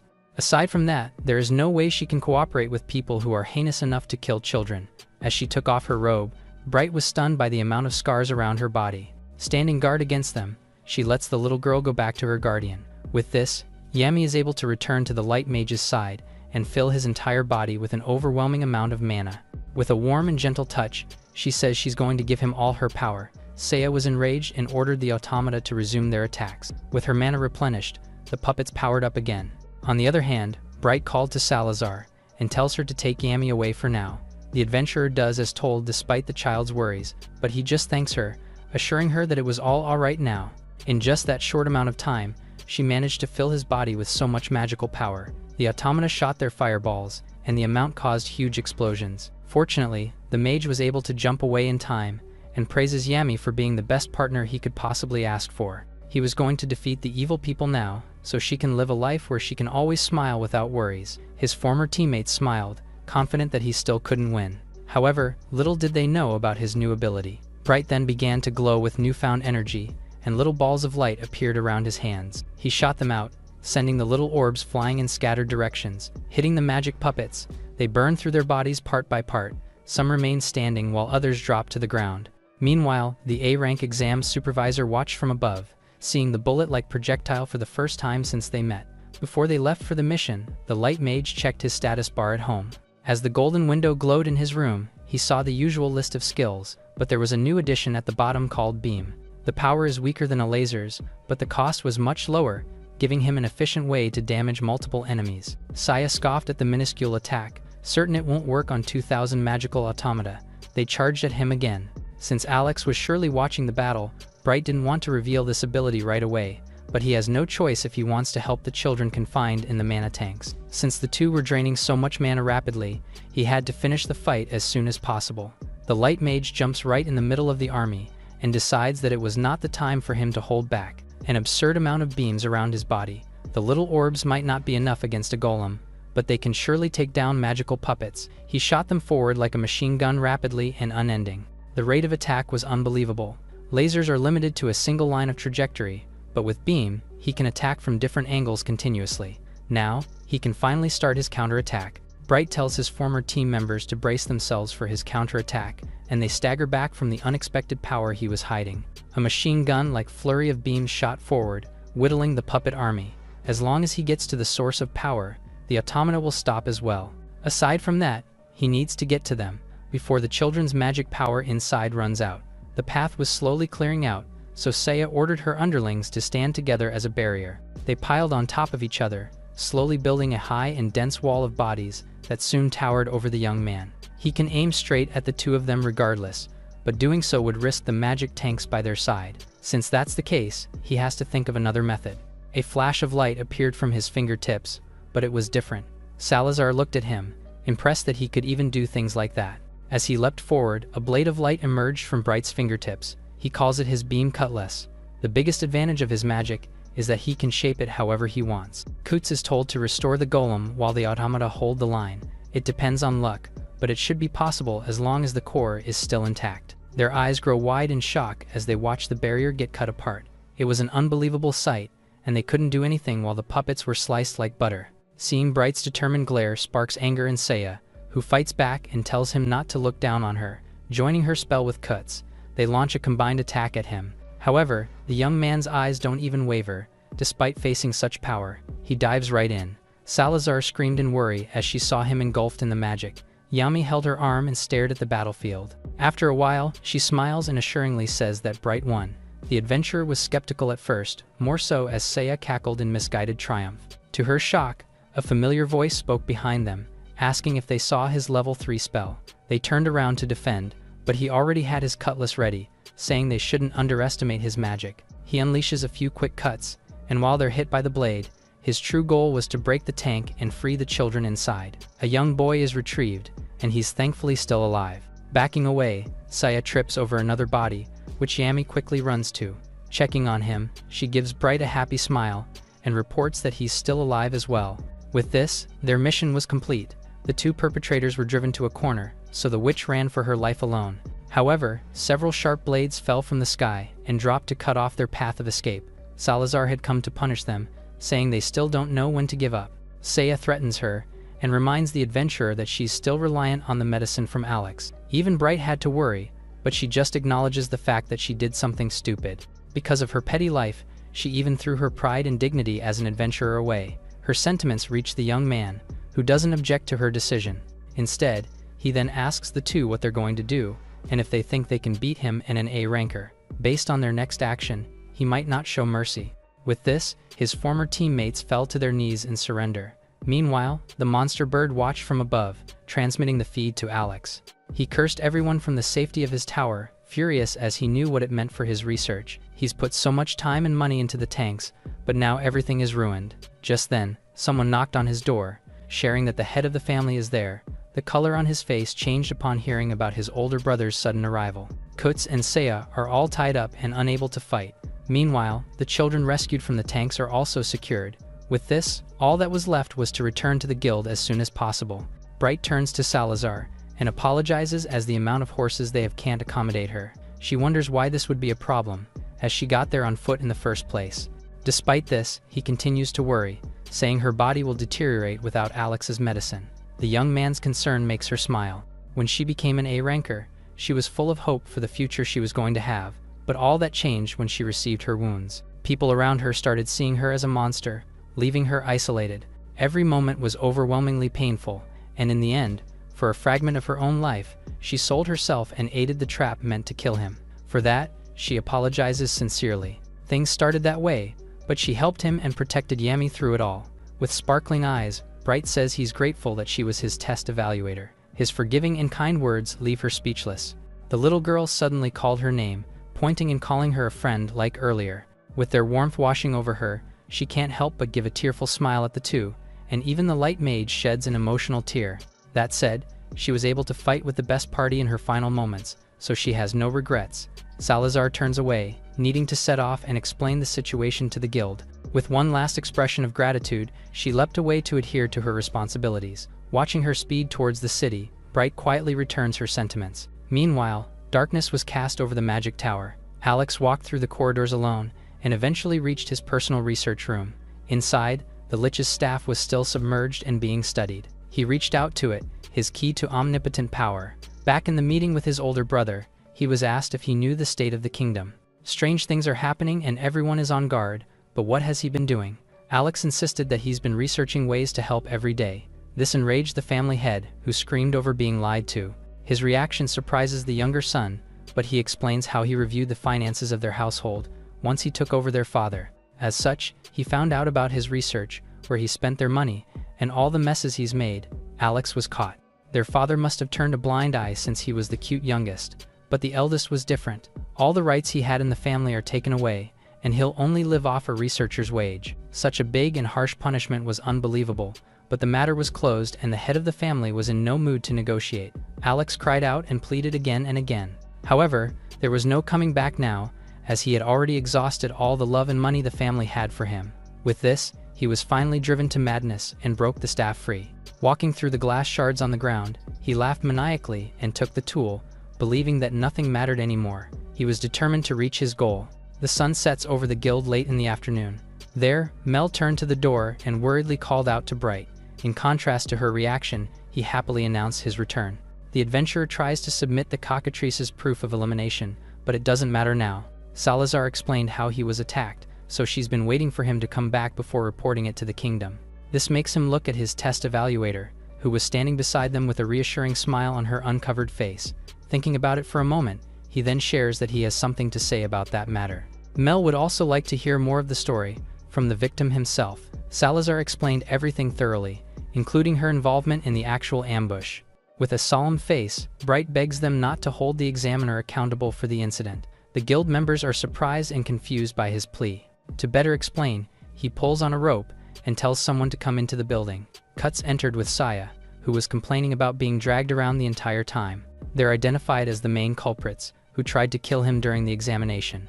What's more, they killed 2 children, and left another 2 near death's doors. Fortunately, they were able to bring them to the hospital in time. He insists that Salazar was just deceived, and saved him and Yami when she realized the truth. The severity of the situation makes the receptionists gasp. Finally, he pins the blame on Alex and the 2, deeming the supervisor their savior. His attempt to clear her of any blame makes Salazar smile, and while she appreciates the sentiment, betraying the guild's trust is a crime. As such, she's going to fetch the guards, and personally breaks the chain of the pendant around her neck. The A-ranker tosses it to Bright, and gives a final farewell to them. He catches the pendant, and finds the adventurer's precious and golden A-rank badge in his palm. The indication is overwhelming, so he tries to call to her, but Salazar was already out of the building. As expected, she was far cooler than anyone he had ever met. With all that settled, Mel moves to inform the guild master about the unprecedented incident. She briefly turns back to them and asks Yami if she'd like to head to the dining hall. The offer makes the little girl jump in joy, glad to have food. On the other hand, Saya screams and complains about being tied up for so long. They glare at the girl, who seemingly fails to understand the position she's in. She is furious and commands them to call Alex, who she believes will take care of them. As the receptionist says she'll do it tomorrow, people look towards the door. Mel insists on conducting an interrogation first, but the girl keeps calling for her boss. Just then, a chilling voice asks if he's needed. They all freeze upon hearing the familiar voice. Hearing the sound of metal first, they turn toward the entrance and see Alex, walking forward with chained children leashed around his hand. Commanding their lifeless eyes, he looks at Bright with a sinister grin and says it's been a while since they last met. The horrific sight was being shown so blatantly, so he puts himself in front of Yami. Alex says there's no need to be so on guard, especially between former party members. With his arrival, Saya and Cuts were washed over with relief, and they failed to notice the different glint in his eyes. Saya pleads and asks him to deal with the commoners, but a sharp wave of magic suddenly passes her body. She's cut apart from her shoulders, and her life ends on the spot. Bright could only gasp in horror while he watched her severed body fall to the ground, her eyes still opened wide in shock. Cuts was similarly confused and looked around, but it seems he was up next, as Alex had no use for ineffective tools. In a similar fashion, the magic priest's body is cut into 2 pieces. Realizing what was happening, everyone began to panic and run for their lives, while the assailant hummed with power. Trembling in shock, Bright asks if he understands what he's just done. He was incredulous, but Alex already had everything planned out, and he intended to frame him for the death of the priest and mage. Mel bravely questions him, saying it's clear who killed the 2, but he continues to blame Bright for their demise, adding that he'll have to kill him to stop his onslaught. The man before him had gone mad without question. Alex gives an evil smirk, saying he had to take revenge on Saya and Cuts. Bright stared at the scene in disbelief. She had betrayed him endless times, but the girl was still his childhood friend. If only he didn't get the light attribute, then maybe they could have gone on adventures together, just like they intended. Now, she had lost her life in an instant. The young man was brought back to reality, feeling Yami cling to his arm in fear. She was the only one left in his life, and he vowed to protect her no matter what. Meanwhile, the receptionists also froze in shock. Mel regains her wits. Remembering her duty, she tells the other adventurers to call the military police and report the incident. Everybody ran, perhaps to do as told or to save themselves. Regardless, the door to the guild closed on its own, and wouldn't budge despite several large men prying it open. Realization sets in, and the staff member explains that because the guild detected magic earlier, the place was now sealed off with a magic barrier. They try to comprehend the implications of her words, but it was clear as day that they were trapped inside, with no way of escaping or informing the outside. Some time ago, Bright accidentally destroyed the guild walls in Church City. Given the huge damages and risks, preventive measures were put in place, and a barrier now automatically deploys when magic is used in the guild. This makes him blame himself again, but the defense system was already flawed, and while the magic killed the two earlier, the activated barrier now traps everyone inside with the killer. Suddenly, the chained children grew limp as their magic power was drained and flowed right into the Lich Staff's gemstone. It was all over. The tool continued to be empowered, now even spreading its domain and draining the unchained adventurers nearby. Soon enough, several people fell limp on the floor. It took all of Bright's might to stay conscious, but he felt himself getting weaker.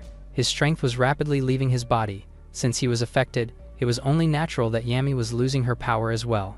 She weakly reached out and closed her eyes. The staff is a forced mana extraction device that sucks mana from the wielder and anyone nearby. Every person has magic in them, even knights unaffiliated with the guild. If drained completely, then all those affected will die. Fortunately for Alex, he was going to last quite a while, since the kids were replenishing his mana. On the other hand, they don't have the same luxury. This was the real reason he's been using the children. He says he actually wouldn't need them if he had the robe, but now it just can't be helped. The robe in question is the one that belonged to the Lich King, which freely allows one to control mana gathered by the staff. With just the staff, he only sucks mana and uses it on the spot. Bright had no idea that the robe had such power, and was glad that he stashed it in his bag when they came to the capital. If Alex got his hands on it, he'd actually become a demon king. Aiming his finger laser, he tells Mel to take Yami to a safe place. It was no time to be soft, so he ordered the child to get away and head to the receptionist, even telling her to hurry up and obey. She hesitated for a moment, not wanting to leave his side, but eventually let go. While she weakly crawled to them, Alex smirked at Bright, who still had enough mana to fire lasers. He positions his fingers carefully, taking extreme caution to avoid the kids, and aims straight for the target's head. However, the mana in his fingertips dwindled. With the staff messing with his concentration, he fails to mold the spell properly. Since he's taking such a long time, Alex makes the first move and points the staff at him. Bright cursed himself, telling the magic to work already. However, things take a turn for the worse, as the great sage plays dirty and aims at the crawling child behind him. His real target was Yami, and she was wide open to take the hit. Bright panicked and tried to move fast. Alex screamed as he shot a powerful blast of magic at Yami. It makes an impact, but instead hits Bright, who rushed to cover the child's body with his own. Mel called to him, watching as he screamed and was drained of the remaining mana he had.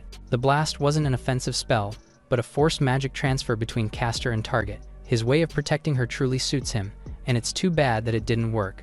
Alex extends the surge of magic, forcing it through Bright and into Yami. They're shocked as the spell makes contact and drains their magic power at the same time.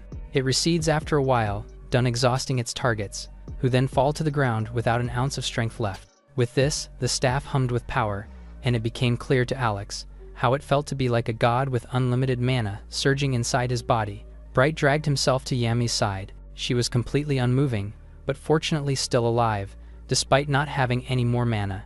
Just then, he hears a familiar sound, indicating that he's leveled up. It felt like the end of the road, but power suddenly began filling his veins. Meanwhile, Alex was preoccupied with himself and wondered what would happen if he cast a spell with this much mana. To find out, he shoots a thunderbolt spell at his target. However, Bright suddenly disappeared from his sights. In the blink of an eye, the light mage was right above the great sage, holding his cutlass high. He swings with a loud war cry, but Alex lifts the empowered staff and manages to block the saber. With the perpetrator busy defending, he tells Mel to get everyone somewhere even a little bit safer.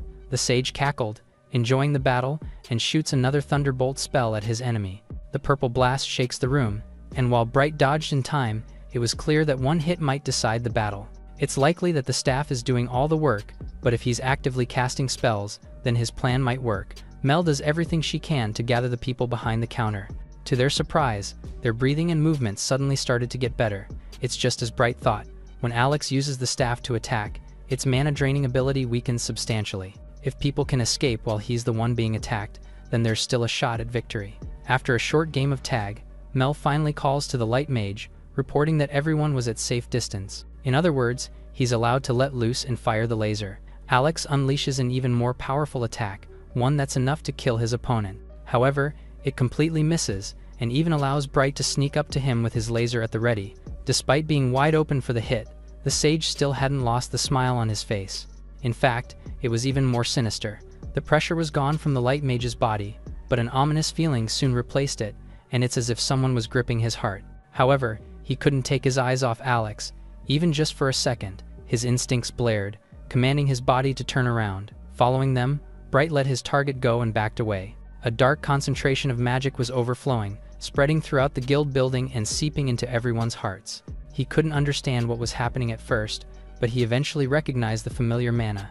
The onlookers are stunned by how the situation unfolds. Bright demands to know what Alex has done to Yami. The great sage scoffs, saying that Bright wouldn't understand even if he explained it. After all, he's just a trash mage. Still, out of pity, Alex elaborates. Casting magic increases one's level, and mana transfer counts as a form of magic.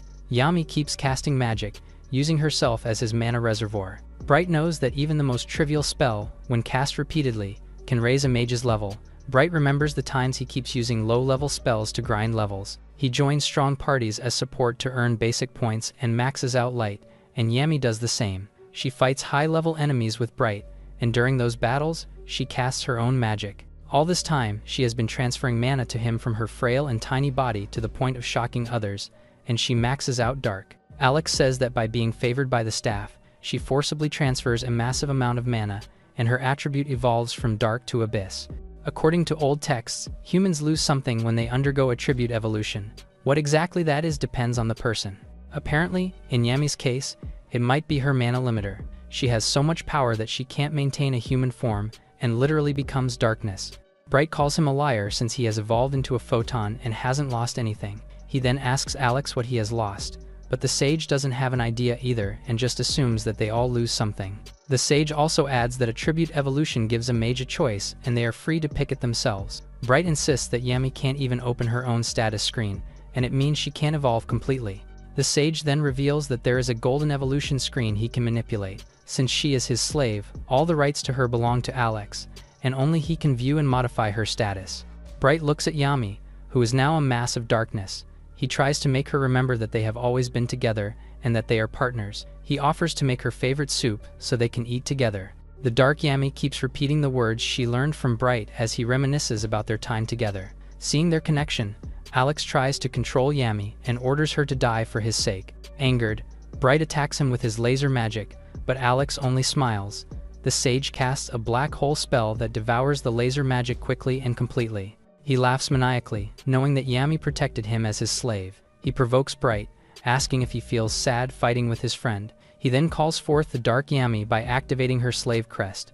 As long as the slave crest exists, she will only obey his orders. He then orders her to kill Bright. She immediately responds to the order and casts dark magic. Bright is thrown back because of the impact of the attack. Mel rushes to his side and tells him that he needs treatment. Alex laughs evilly and praises Yami, saying that what she did is wonderful. The staff suddenly cracks because of the overflow of mana, but he doesn't need it anymore because Yami has awakened her darkness attribute. Still injured, Bright barely moves after the attack. Alex doesn't realize it yet, but when Yami evolved with a large amount of magic transfer, he leveled up as well. He opens his status screen and sees that he has acquired new magic called Satellite Cannon, and that it creates a magic satellite when learning this new magic. It also has a target seeker and fires a beam of light at a target. Alex tells Yami to end the fight and destroy everything. With this, Yami casts Dark Magic Level 2 and creates a massive black hole. Mel and the others are almost swept away by the impact, and Bright steps up to save everyone with his new power. Alex is surprised that Bright manages to gain a new ability. Bright immediately uses it against Yami's attack, hoping to neutralize its power. Darkness and light collide in the sky, creating a massive explosion that shakes the area. Outside the guild, people gather as they witness the clash above. They are frustrated that they cannot enter and see what is happening inside. Fortunately, Mel is safe from the blast. She looks up and notices a hole forming in the barrier. Bright manages to save everyone, much to Alex's frustration. He quickly assesses that the satellite cannon consumes several times more mana than his laser spell. Considering the amount already stolen by the Lich's staff, he calculates that he can only fire one more shot. To stop Yami's magic, he must deal with Alex first. The men leap onto Alex, holding him down and shouting to Bright that they will restrain him while he focuses on saving Yami. Alex reveals that the slave crest continues to function unless the caster dies or willingly cancels it. He laughs maniacally, claiming that it is already too late for them to change anything. He accuses Bright of stealing everything from him and trampling on his pride and dignity.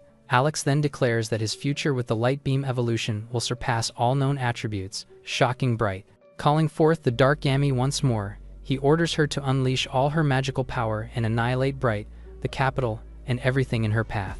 Yami gathers her dark energy, forming countless masses of dark matter that make everyone tremble in fear.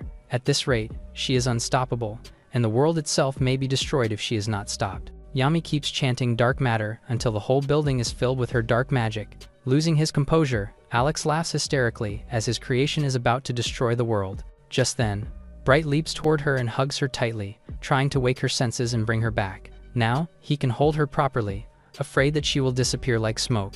He remembers the time Yami named herself, regaining power over her identity. He recalls the times they spent adventuring together, filled with fun and battles against all kinds of enemies. They ate tons of delicious food, and he loved watching Yami enjoy his proud cooking. If he dies stopping Yami, he will have no regrets. He is glad they met in the Lich's chamber, and thanks to Yami, he survived. He vows to get her out of this nightmare. He is thankful to her because, without her, he would have died in darkness. But right now, they are together, and the satellite cannon has one shot left. Before dark matter activates, he will do his best to bring her back. Mel tries to stop Bright from sacrificing himself, crying heavily as she watches her friends surrender everything. Bright then fires his last cannon, aiming it at himself. A blinding ray of light flashes across the heavens. The people below cover their eyes in pain as Bright and Yami vow their love for each other. Mel looks at her friends and finds them lying together, unconscious. She cries in front of them in relief that they are alive. Other adventurers arrive and attempt to contact headquarters to report and collect the residual magical power. That night, Alex is captured and transported to prison. He is now branded a criminal for conducting dangerous magic research and is no longer known as the Great Sage. He is also involved in human experimentation and illegal slave ownership. Because of this, he has many escort knights despite his magical power already being drained. The guards talk about him being secretly transferred to the Tower of Judgment on orders from his family.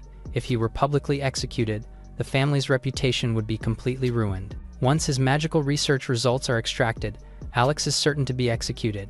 Alex wonders what he did wrong and contemplates if this is the consequence of what he lost through attribute evolution.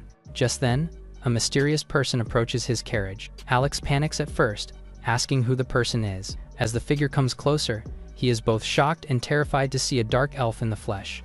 The dark elf states that Alex is the bastard youngest son of a distant count's family, and that his only redeeming quality is his magical research and his former position at the top of the magic tower. Alex scoots farther away from her in fear. The dark elf signals the knights under her command to eliminate the prisoner. They point their weapons at him, ready to end Alex. The dark elf bids him goodbye, calling him a foolish mortal who forgot the human heart. They then fire their weapons, sending numerous arrows to exact Alex's punishment. As he takes his last breaths, he recalls that he became an S-rank adventurer to impress his family and finally gain their acknowledgement. The next day, Bright and Yami visit the guild, which is being reconstructed after the tough fight. Mel points out that because Bright blew it up, they have been busy lately. Several weeks after the battle with Alex, he hears that Alex was taken away by the guild guards and imprisoned in the Tower of Judgment.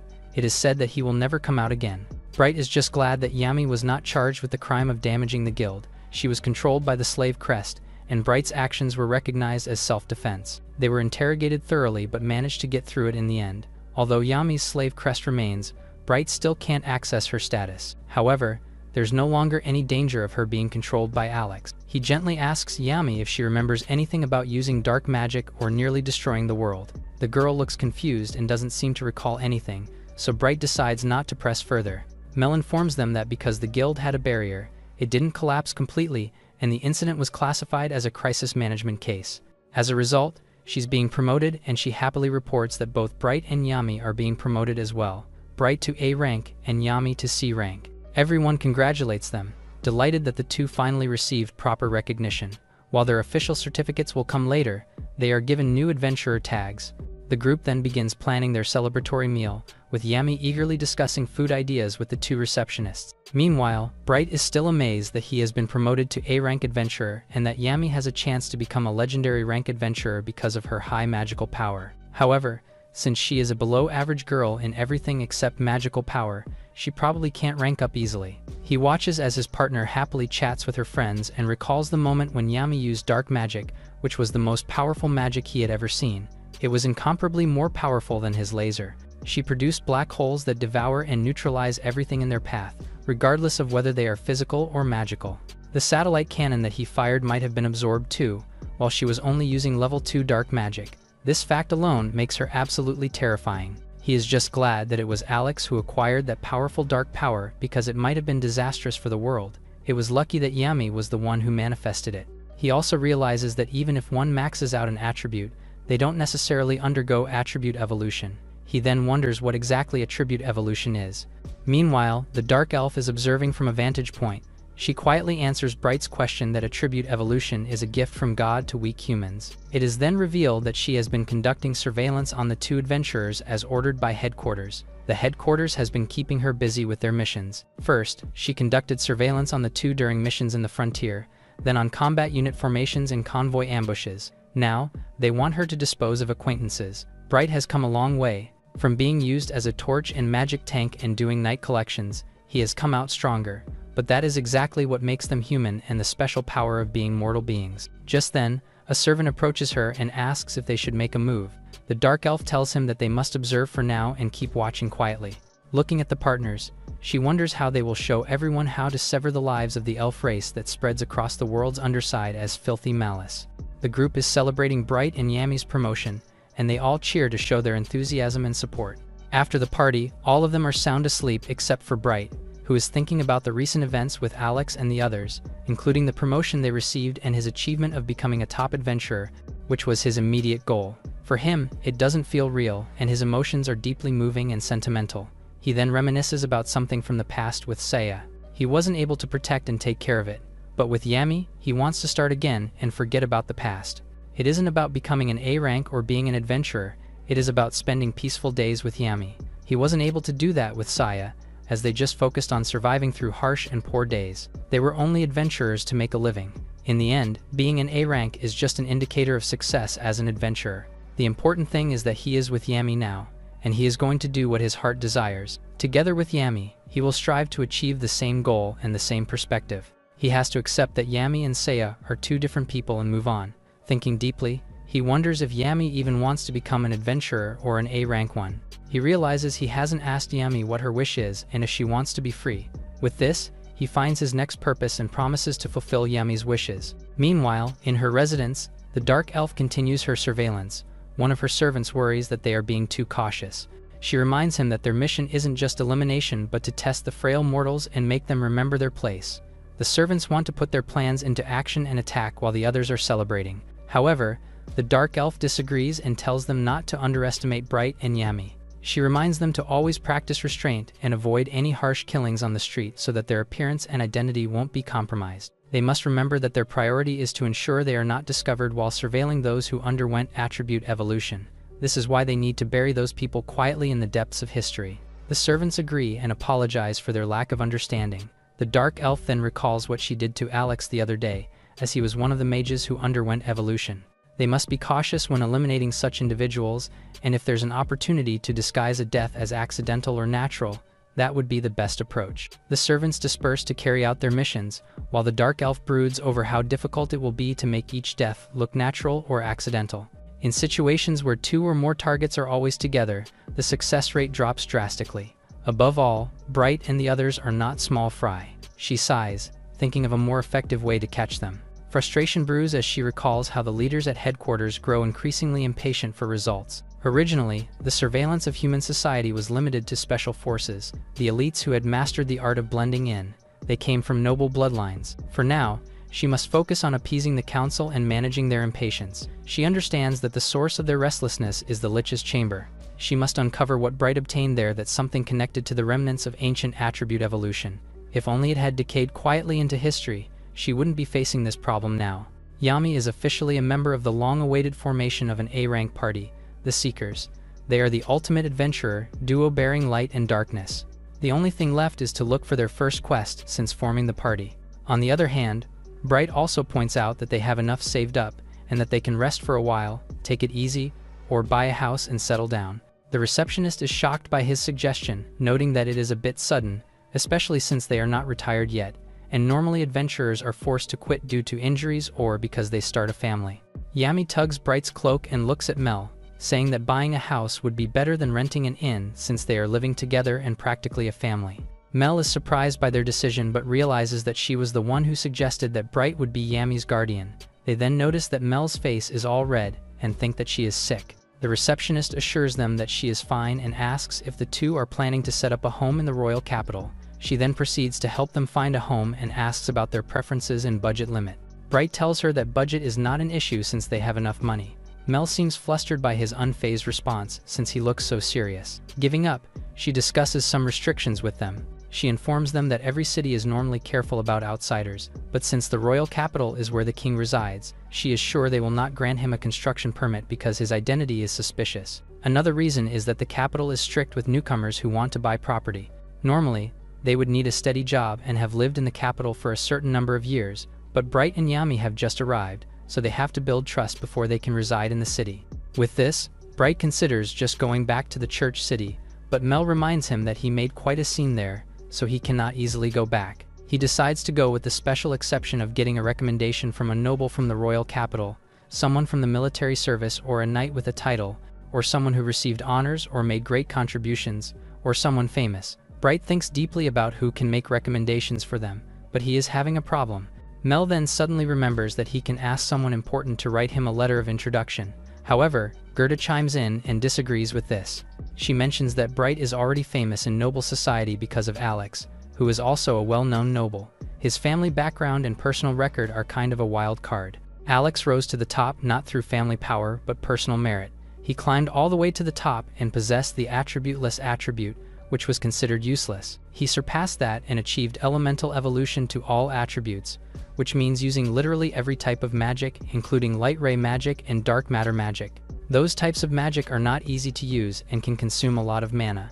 Alex had the serious drawback of extremely low mana capacity, and that was the reason why he sought the Lich's staff. With what he did to a noble like Alex, no other noble would dare to openly introduce or recommend him. The nobles would surely avoid him, as even among the high-ranking families, Alex's household holds considerable influence. Because of this, it would be difficult for Bright to build a house inside the royal capital. He wonders what he could do now that they're caught in such a dilemma, but Gerda suggests that he earn the king's favor instead. Later, Bright laments how people blame him for the decline in adventurers, forcing him to take on more requests to make up for the loss, and now, he has to earn the king's favor just to buy a house. To do that, he would need to join the Royal Magic Corps, a special unit directly under the king's command. If he performs well, he could earn a recommendation. However, that also means placing himself at the king's mercy. Another thing that worries him is the possibility of Yami's dark magic being discovered. If that happens, she will be in great danger. With her overwhelming offensive and defensive power, there is no doubt she would be turned into a living weapon for the kingdom. As they walk home, the surroundings suddenly turn pitch black, and the people around them vanish. Bright immediately looks around, tense and alert, ready to protect Yami. He senses a powerful mage manipulating the area and realizes that the darkness enveloping them is not just dark magic, it's also light magic. Level 7, Optical Camouflage, cast simultaneously. Normally, except for those with the attribute-less, or all attributes evolution, a person should only be able to wield one type of magic. There shouldn't be a single mage capable of handling such high-level magic alone. With that realization, he tells Yami to stay close. Bright senses that there are many enemies surrounding them. However, he can't understand why a group of mages would be using attributes considered useless, like dark and light. He suspects that the Mage Tower might have sent them as punishment for the trouble they caused earlier, or that the Royal Magic Corps is after Yami. One of the pursuers suddenly attacks, but Bright narrowly dodges. The attackers seem impressed by his agility, especially since he's just an adventurer. A chill runs down Bright's spine when he notices that all of them are wearing black cloaks. He has no idea who they are, which makes the situation even more dangerous. They're not magic armored troops, nor do they look like members of the Royal Magic Corps. He guesses that they might not even be mages at all, which makes things even trickier. Bright tells Yami to run, shielding her from what he suspects could be Alex's private soldiers. He insists that she escape into the streets while he holds them off. The pursuers are closing in fast, surrounding them like in a planned ambush. He grabs Yami's hand, searching desperately for another way out as their path is blocked. It's clear that their attackers aren't just petty thugs, they move like trained assassins. Bright can't understand why they're being targeted. He wonders if it's just a mistake.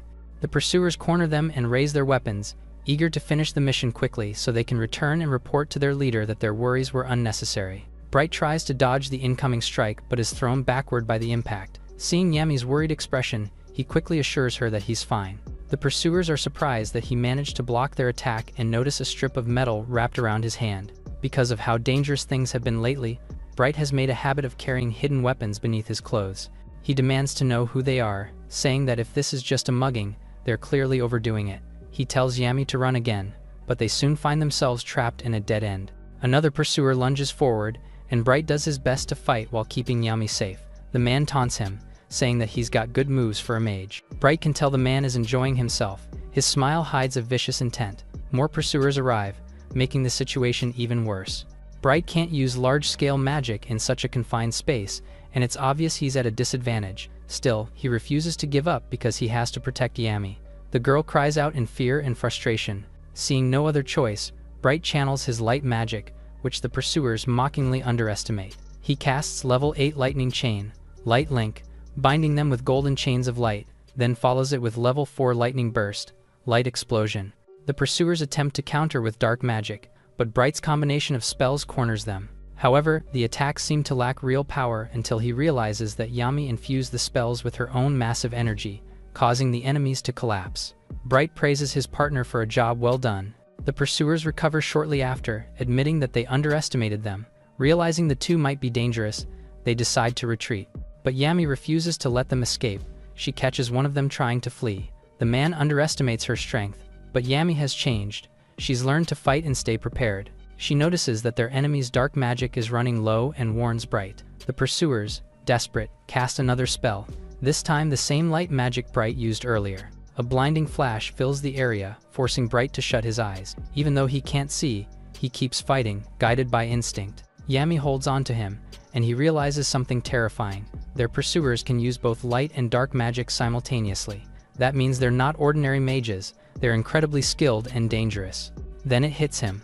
One of the pursuers earlier spoke with clear disdain for humans. Bright's eyes widen as he pieces it together. They're not fighting humans at all. Their enemies are elves. Turns out that the dark elf boss is with them and doing surveillance. She admonishes them for giving away their identities and reminds them that the two are no ordinary adventurers, especially Light, since he is experienced and educated, and he has both knowledge and insight. She is sure that he must have realized that humans call them useless attributes, but there is only one race that can master multiple attributes at a high level, and that is the elves. Humans think that both dark and light are useless attributes, so no one bothers to train them.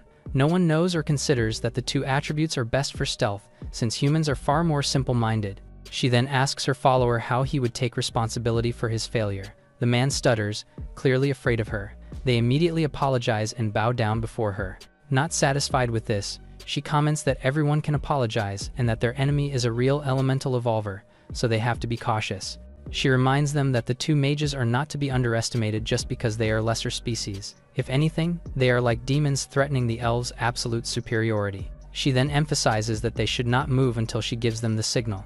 Not wanting to further anger her, the followers quickly agree with what she said. She sighs and tells them that they need to prepare, as what happened will be reported back to the Adventurers Guild. She instructs them to call their remaining members who are still in hiding.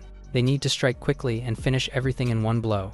After the followers scatter, she contemplates doing the mission herself. However, the council will be furious if she acts beyond surveillance. The council worries that the noble bloodlines might be softened by mingling with human society and eventually side with them, which is why they are controlling her interactions with humans as well. She smirks, knowing that she has nailed what the elders are thinking. They are afraid of change and hold traditional beliefs. However, she finds humans interesting and believes they shine brighter because they are fleeting. She has been observing them for a while now, and elemental evolvers shine, especially Bright, and she can't help but be drawn to them. That night, she rides her magical beast and thinks about Bright, noting that she has seen hundreds of evolvers over the years but has never once seen the light attribute evolve until now. She feels excitement and thrill. She hopes that he shows her the true essence of light ray magic. Meanwhile, Bright is explaining to the receptionists that he had an encounter with a dark elf. However, the receptionists don't seem to believe him at all, since elves are so rare that they are almost a myth or legend. They are also known for having zero interaction with human society and for having shut themselves off from it. In some rare cases, they even pose as merchants or priests. With this, Bright realizes that he has heard rumors of a merchant elf. However, the receptionists point out that even if he says that an elf was using high-level light and dark magic, there is no real damage and no witnesses, so they will conduct a formal investigation. but he should manage his expectations. Bright is happy to hear this, since he is determined to investigate the dark elf and learn her goal in all of this. As they head home, Yami notices the worry etched on Bright's face. Seeing her concerned, he assures her that he is okay and that he is just thinking about the mysterious elf they encountered. He tells himself that he should focus on Yami's well-being. If the church city is involved, he might get a clue about the elf's real name and age. Mel suggests that Bright take an escort mission to Church City. She takes a look at her notes, disappointing Bright that there are none available. Gerda has the idea of him applying to be an apprentice in the church's paladin order so he can get a ride to Church City by carriage. Bright rejects this idea immediately, as it means commitment to the church. Mel can't think of anything else, so she shows Bright on her book that there is a wood transport for shipbuilding, lumber, and explains that the wood merchants use the waterways running out of the capital to move resources on special routes. Bright remembers that he saw an example of this in the past when he saw lumber being floated down along the river near Church City. His worry is that the rafts usually only carry bundles of timber and are unmanned. A time later, Bright and Yami are already on the unmanned boat and are fishing while they cruise along the Great River. There is nothing to do, so Yami is getting bored. He recalls how they talked to the wood shipping worker dwarf and how he allowed them to hitch a ride on his boat because it was such a crazy idea. He informed Bright that there would be no way to change the course of the raft. Bright was nervous, as he needed to sign a contract that stated that he knew there would be no guarantee of survival. Back in the present, Bright is still annoyed by their current predicament. Yami tells him that she sees something coming. At first, Bright thought nothing of it, then he snapped back to being alert as he realized it must be danger. It is revealed that the robed dark elves are heading straight at them by riding a B-rank giant bird known as Garuda. The elves launch fireballs at them, leaving Bright to cover Yami from them. The attack burns parts of the boat, so the duo are forced to put out the fire with buckets of water. The enemies then launch even more fireballs, putting down a rain of fire that the duo can only cower from. Bright analyzes how the enemies are too far away to hit and worries that it would only be a matter of time until their fire attack hits them directly. The elves spew more fire non-stop. Bright readies his pose to summon a laser while he asks Yami to take defensive action.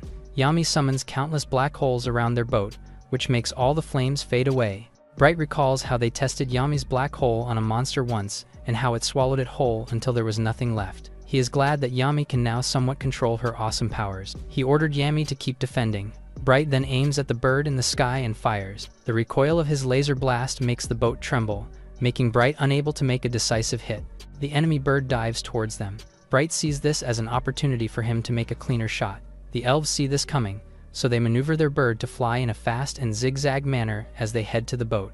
Bright fires his laser over and over, but the giant bird keeps dodging all of them.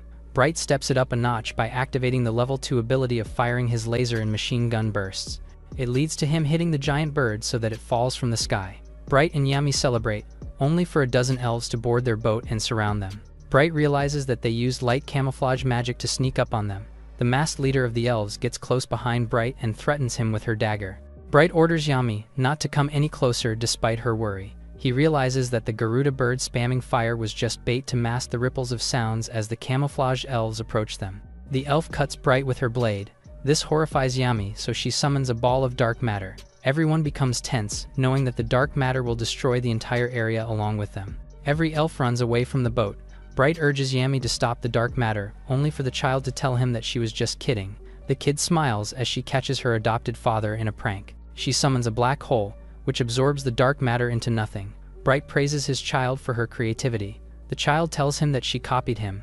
It makes him glad that Yami keeps learning in her own way, and that makes him tear up. He pats her head and tells her that she did a great job. Meanwhile, the elves return to their boat and surround them again. They are frustrated that they have been tricked. The elf leader commands her men to attack. Bright readies to fire his laser. One of the elves grins as he orders the others to prepare. It is revealed that they have gauntlets that can deflect his light. This only makes Bright more determined, and he fires a powerful blast at them. Surprisingly, they are only pushed back. The elves laugh as they praise their mithril shields. Bright cannot believe that his laser with its 100,000 attack power has been blocked like it was nothing. He recalls that mithril is a very rare type of magical metal. The elf man demands that Bright give up and bow down to apologize. Bright rejects his offer outright, especially since he can't do anything uncool like that in front of his partner. The elves tell him that there is nothing he can do. Bright counters that they are underestimating his power. Bright fires again, so the elf men go into defensive formation. Bright light energy engulf the boat. The elf men come out of the attack with dismembered limbs and confusion. Bright reviews all his abilities and reveals that he now has the level 4 plasma ability, which is an ability that fires light beams that pass through obstacles or burn opponents from the inside. The elf men are in a panic as they don't know how to defend against this. Bright fires again, defeating even more elves. The elf leader's second in command begs for their leader's help, as she is still unharmed. The leader kicks him off the boat instead. She orders him and the other elves to retreat immediately. The leader stays behind on the boat as her men retreat. Bright calls her the shop clerk and asks if she finally wants to calm down and talk things through. The elf lady is impressed that he noticed. She apologizes for all the attacks, as it was her intention to settle things peacefully. Bright thinks she is lying and asks if they targeted them since they came to her shop. The leader admits that it was the day that Bright became the highest priority surveillance target by the elves. Bright asks what their goal is. She tells him that it was because he temporarily teamed up with Alex to defeat the Lynch King. This confuses Bright since he cannot see how Alex has anything to do with this. The elf can tell that the man has no clue, so she stops talking and pulls out a blade instead. Bright asks her to put down her weapon so that they can settle things calmly, but she keeps walking towards him. Just as Bright is about to fire his plasma beam, the elf lady removes her cloak and throws it at him to cover up his aim. He fires, but the elf evades and manages to kick him at his side. Just as he hits the ground, the elf points her knife at him. Bright smiles as he says it's not over yet. He shows that they're surrounded by miniature black holes. The elf looks at Yami and sees that she is concentrating to keep a defensive energy around her. Bright warns her that touching even one of the black holes will make part of her body vanish. The elf is impressed at the high level of dark magic but reminds Bright that he is also at risk of touching the black holes. Bright agrees that he is unable to move but that he can still fire a laser at her at point-blank range. Suddenly, the elf lady jumps high, leaping above even the black holes. While in the air, she readies blades to throw at Yami. Bright orders Yami to cancel the miniature black holes, so she does so. As the elf throws her blade, Bright uses his body to protect his partner. Meanwhile, the elf lands on one of the stacks of logs. Bright then realizes nothing hits him and sees that the elf is already disconnected from their boat. She says she will withdraw for now. Bright demands to know from her why they are hunting them. She only answers that he needs to figure it out for himself. He demands she say more, but she is already jumping across the series of logs to leave. As the ship of logs travels along the river, Bright thinks about why the elves can use high-level multiple attributes yet have never been shown to be using any attribute evolution magic like his light beam or dark magic. He also noticed how they knew many things about light beam magic and had countermeasures against it, yet they had little knowledge about dark magic. He recalls how they used level 9 dark magic before, and it should be even more powerful considering they are immortals who should have maxed out levels more than humans. It does not make sense to him that they are not using evolution magic with all their knowledge. It also bothers him that they insult humans by calling them short-lived species, yet they have never been found to harm ordinary people. It seems to him that they are only targeting those who have reached attribute evolution and are even carefully monitoring them.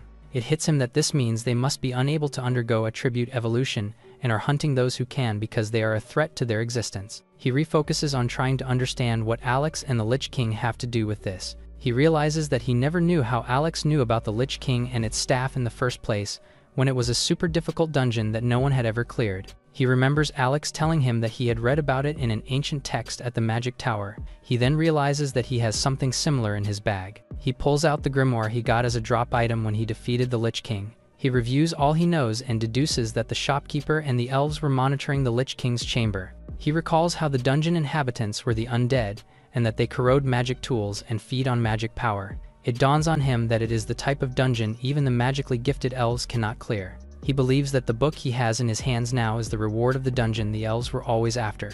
He wonders if he tries to decipher the language in the book. Later on, Bright and Yami arrive at Church City. The guards of the gate recognize Bright and are glad to see him again.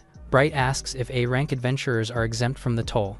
They tell him he is right, so Bright shows them his A-rank golden badge, which shocks them. The father and daughter duo are glad that they saved on the toll. Bright is extra glad since they got scolded because of the boat incident, and he had to pay compensation for all the damaged logs. Now that they are here, Bright is nostalgic, as everything has stayed the same since he left. He wonders where he should search for information now that it is revealed that the shopkeeper was the one hunting them all along. He and Yami head to the church, the centerpiece of the city, to find their answers instead. He hates that he needs to go to the church, but finds that they need to go to an organization equal in knowledge to the Magic Tower to decipher the Lich King's grimoire. They head to the church gate, where an armored church paladin points his spear at them, while asking